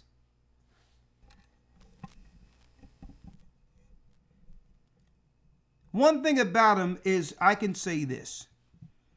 Tucker Carlson genuinely loves America. Genuinely. And he's witnessing not black people, but white liberals tearing the morality, ripping the morality away from America. These are white liberals doing this. All up in the schools, radicalizing things. They don't have nothing to do with us. Coming to the schools, making it where our children are reading on a 3rd and 4th grade level. These are white crazed, bugged out of their mind liberals who's sitting there looking at your child as a boy and want to put a dress or castrate him. These are white liberals. He's seeing that there's no hope amongst white people to help the country that he once believed was a country built on the principles and morality of God. So he's seeing the white liberals, right? Who are strategically, they are intentionally pulling the plug on everything, seeking to destroy anything that's right. They'll let everybody over, bankrupt everything, demoralize everything. And he's saying that these are not black people. These are his people. And he feel everything, all the hope that he thought existed in America slipping away. Not by the hand of black people, by his people. And then he's looking at the Christian right and saying, well, hold up with you all. This country is going to nothing. And my trust was in the Christian right, Mike Huckabee. And you're telling me that you stand more so for a foreign country of white Jews over a country that's sinking, that you claim to represent. So he see no hope with white liberals. He's lost hope with white conservatives. And it's only leading him into one place, one people who've been through all of this oppression, but still was able to have a spiritual light led through the Holy Spirit to persevere. The children of Israel is the only light in this earth out of this. And I think he knows this. I think he knows it. He's looking for answers genuinely. And what he's recognizing is that amongst white people, we have nothing to do with it, Elder Lawya. There's a circular firing squad where they're taking each other out politically together. It's a circular firing squad spiritually that they're taking each other out at the public square. And we're just watching. We're just watching. Because I believe he genuinely wants to save America and see that there's no hope for it.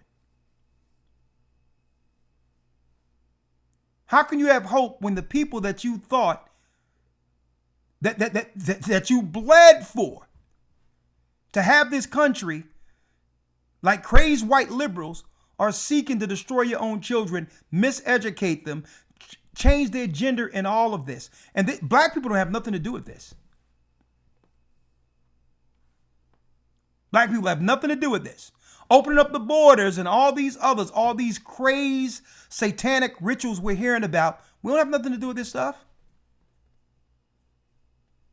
People will say, well, okay, Diddy, Jay-Z, who opened the door to let them into the party? Who opened the door? Who introduced the ritualistic life to Jay-Z and Diddy, if you want to just talk about them? And how much power they have. So he's seeking hope from amongst his people. And who he thought was the chosen people, he found out that they're not. So I hope Tucker runs into this. Hope he does. And have what? An honest conversation with the people you're looking for. The chosen. Blinded to the scriptures, blinded to historical truth, and they're led by their heartstrings, but it's not actually fact. One of those things, again, that people have been led for so many years is thinking that the Ashkenazi are in fact descendants of Shem, and we've discovered that the Ashkenazi are in fact the synagogue of Satan. They're the descendants of Japheth.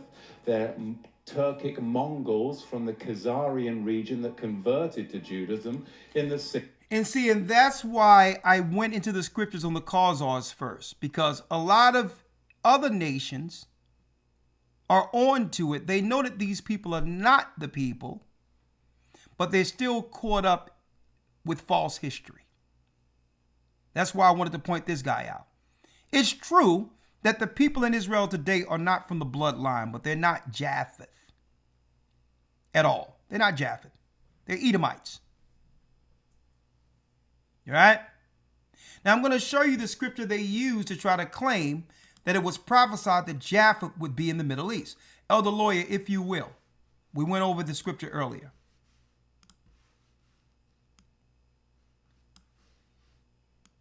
Now, I'm going to continue this whole thing this coming Friday with Who is a Jew discussion and a discourse on X or Twitter at 2 p.m. Friday. And we're going to open up the floodgates. They're going to have many people coming in challenging us. And I'm sure we're going to have some arrogant, quote unquote, Europeans who want to come in and try to show us that we're going to put these lowly black people in their place. But they're in for a rude awakening. Okay? Right? I'm going to have all my books around me. My Bible's going to be here. I'm going to be ready with the swords sharpened.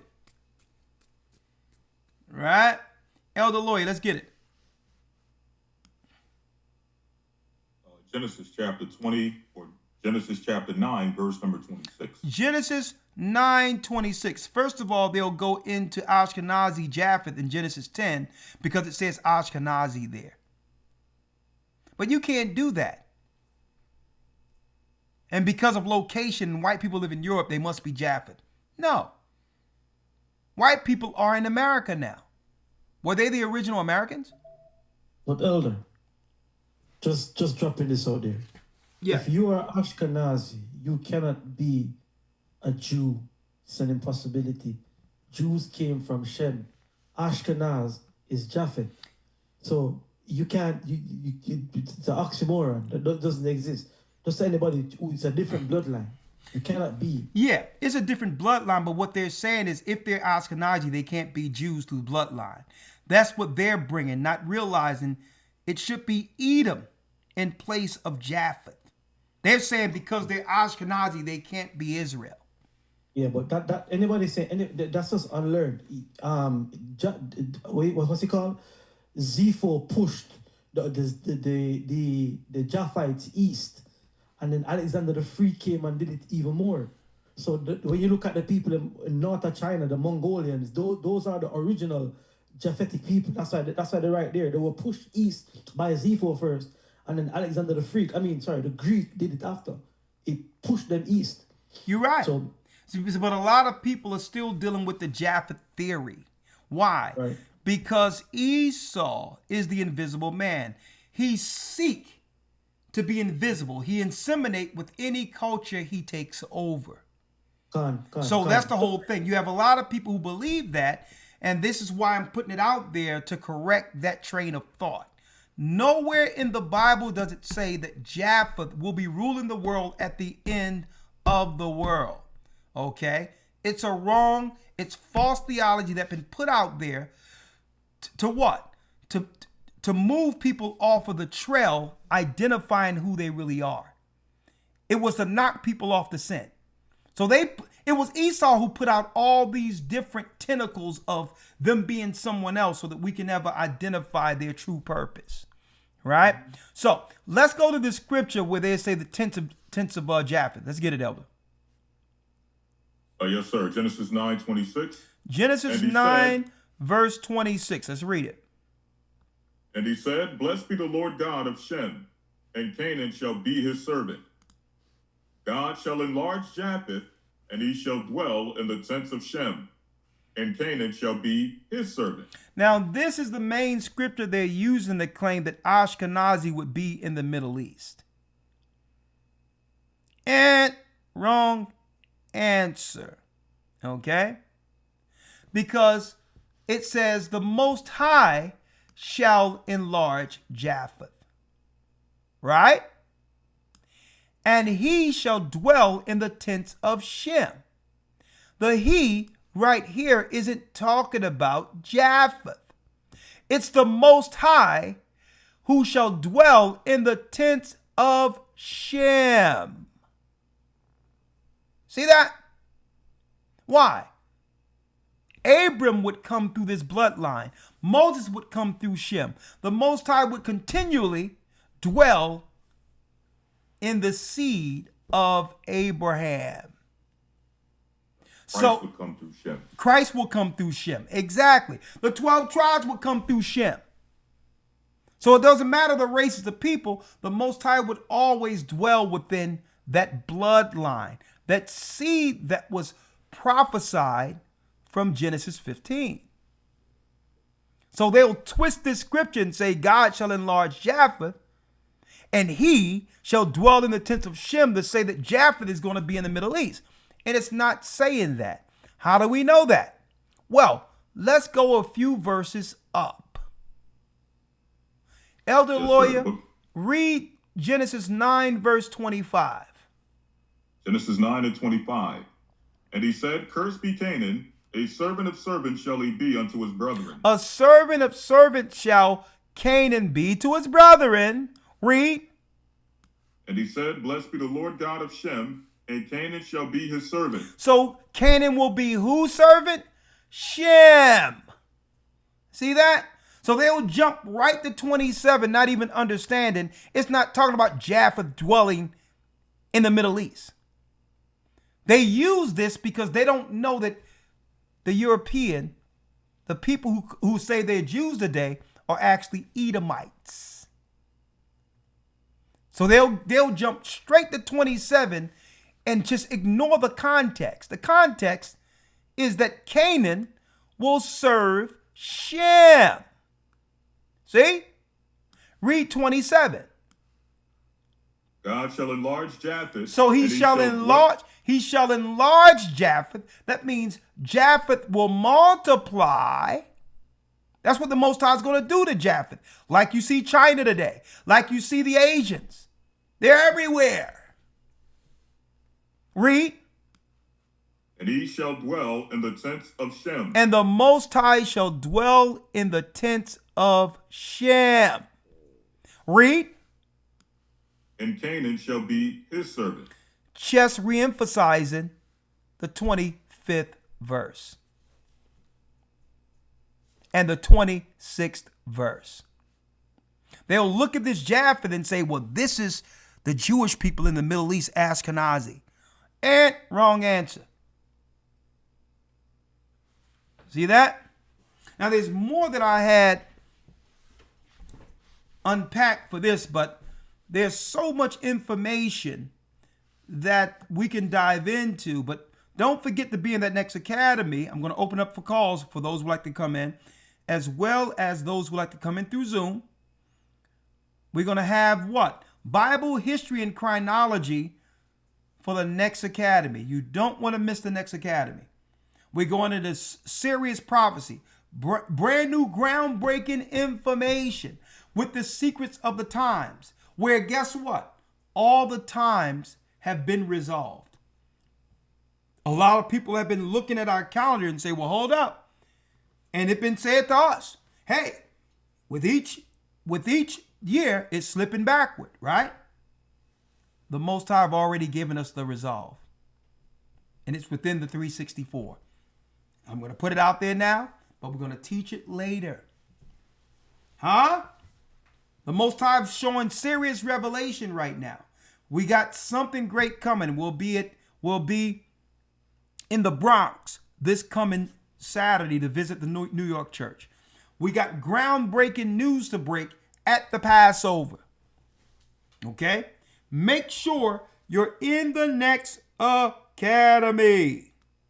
You don't want to miss the next academy. Again, let me pull this up. Again, Bible chronology. We're going to go to historytimes.org to enroll.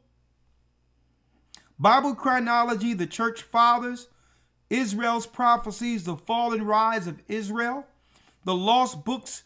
We're going to go into those and show you what books you should go in and which one you should avoid, which are plagiarism. Also, we're going to go into a brand new updated secret of the times, an all-scholar academy from Noah to Moses to Christ, showing the prophecies from Noah, Moses to Christ. A great lesson that we're going to have for the academy, and more lessons that we're going to actually come up with before the next academy. Okay, you don't want to miss this high prophecy. We'll still probably go into the weeks of Daniel, That's another lesson we probably bring up from a scholarly standpoint. And brothers and sisters, it's time for you to learn your book. Obviously, we have to learn the book. Look who they have out there teaching us. Right? Again, I'd like to reemphasize, again, you can get with this or you can get with that. Check out this so-called knowledgeable pastor. We're going to give it about 3 minutes, and then we're going to open it up and give the elders the last word, and then we'll open it up for those who like to come in. Right? Go ahead, Tucker, ask him. Who are the people? Who are the modern? Yes, who are the descendants? So we know, and I believe, and I agree with you as a Christian, that God promised this land from modern-day Iraq to modern-day Egypt to this people, the Jews, to Abram's, actually not to Abram's descendants, as it says in Genesis 15. Who are his descendants now, and how do we know who they are? I think they're the Jews, and we know who they are because they've always been a Jewish people. There has been an unbroken line of Jewish people, and they've lived in this land for 3,800 years. Sometimes not very many of them, because they were chased out all over the world. They were hunted down. They were almost annihilated during the Holocaust. They came back. To this day, Tucker, they represent, you know how many Jews there are in the whole world? Please, no, but I understand. First of all, the greatest genocide of Jews no one ever mentions was by the Romans, where they were literally banned from Jerusalem for 500 years. Yeah, of course. And it's all awful. And I'm opposed to all of that. I'm opposed to... And that happened to us, y'all. The 70 AD, the biggest atrocity is what the Romans did against us. 70 AD. That's how we ran into Africa, running from Roman persecution and slavery, and ended up here in America. Mass killing of anybody, period. I'm opposed to hear you say that. I mean it. Yeah. And I hope I believe that. I believe that. My question is, and it's not a bumper sticker answer, it's a sincere answer, how do we know? Because what you're saying is that certain people have a title to a highly contested region. They own it in some deep sense. So I think it's fair to ask, who are they and how do we know? So the current prime minister's ancestors weren't from here within recorded history. He has no deed.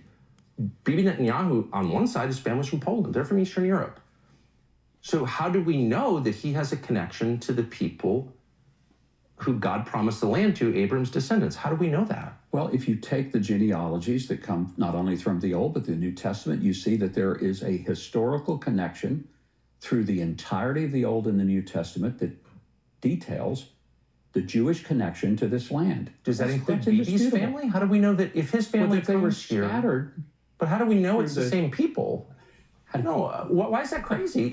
If you say to me, if they speak the same language, if they worship the same God, if they follow the same Bible, if they follow the same cultures and traditions, and they always pray next year in Jerusalem, and they pray for the peace of Jerusalem, and they pray facing toward Jerusalem, does that not give you a little bit of a clue as to who they are? Let's go through those things, because I would like to have a rational conversation. This is a conversation I've wanted. Bless.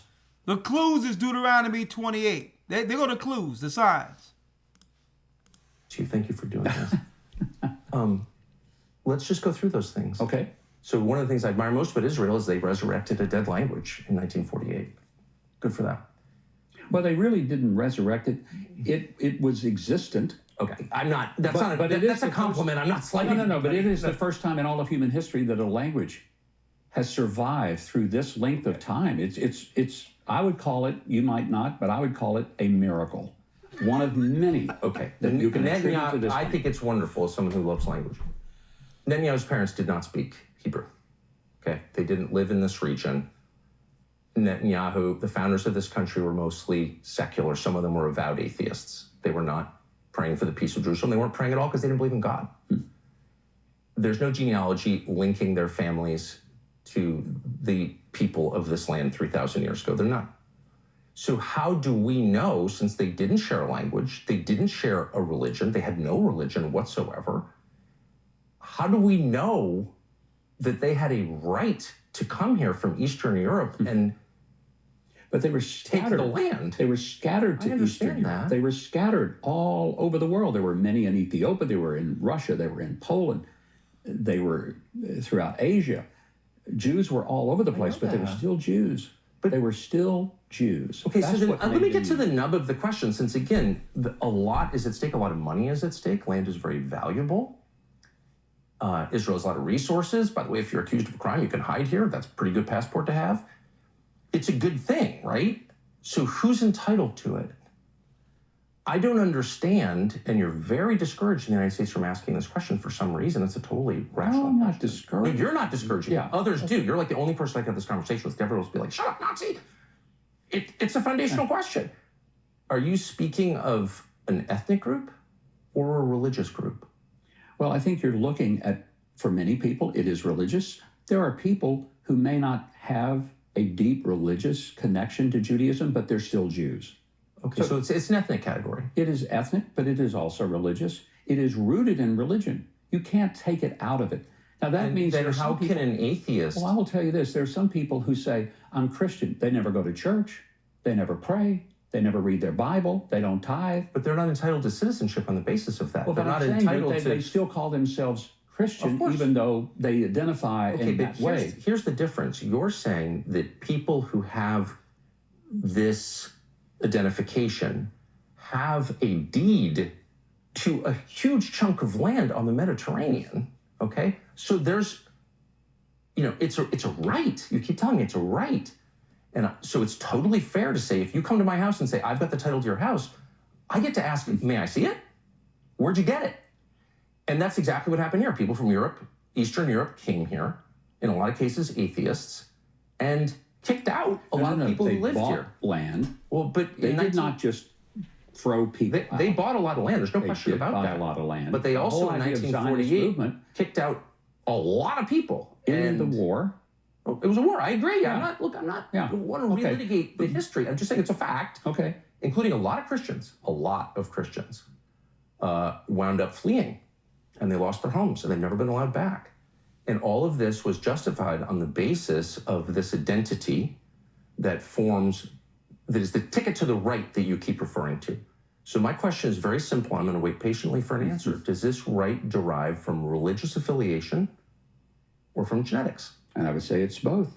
But I would also say that when you said that Christians were kicked out, Tucker, Christianity is growing in Israel. Okay, but... And there is a big lie that goes out there. But no, let me finish this, because I keep hearing that Christians are really not treated well in Israel. That's a lie. Well, there are lots It of is different... a lie. There are lots of different... There were 34,000 Christians in Israel in 1948. There are 184,000 Christians here today. And by Israel, what are you counting? You talking about the land? What territory are you counting? I'm talking about Israel proper? Or are you counting about Israel the West proper. Bank as well and Gaza? I mean, what do you, when you say Israel, those numbers apply to what landmass? It would be in Israel proper. Okay. There are 184,000. Now, I'll tell you where Christians are not doing very well. They're not doing very well in the Muslim-controlled countries. There's almost no Christians in Qatar, for example, except those who live in the Christian ghetto, who are the... Qatar than there are in Israel. Fact. How many? I'm checking, Elder.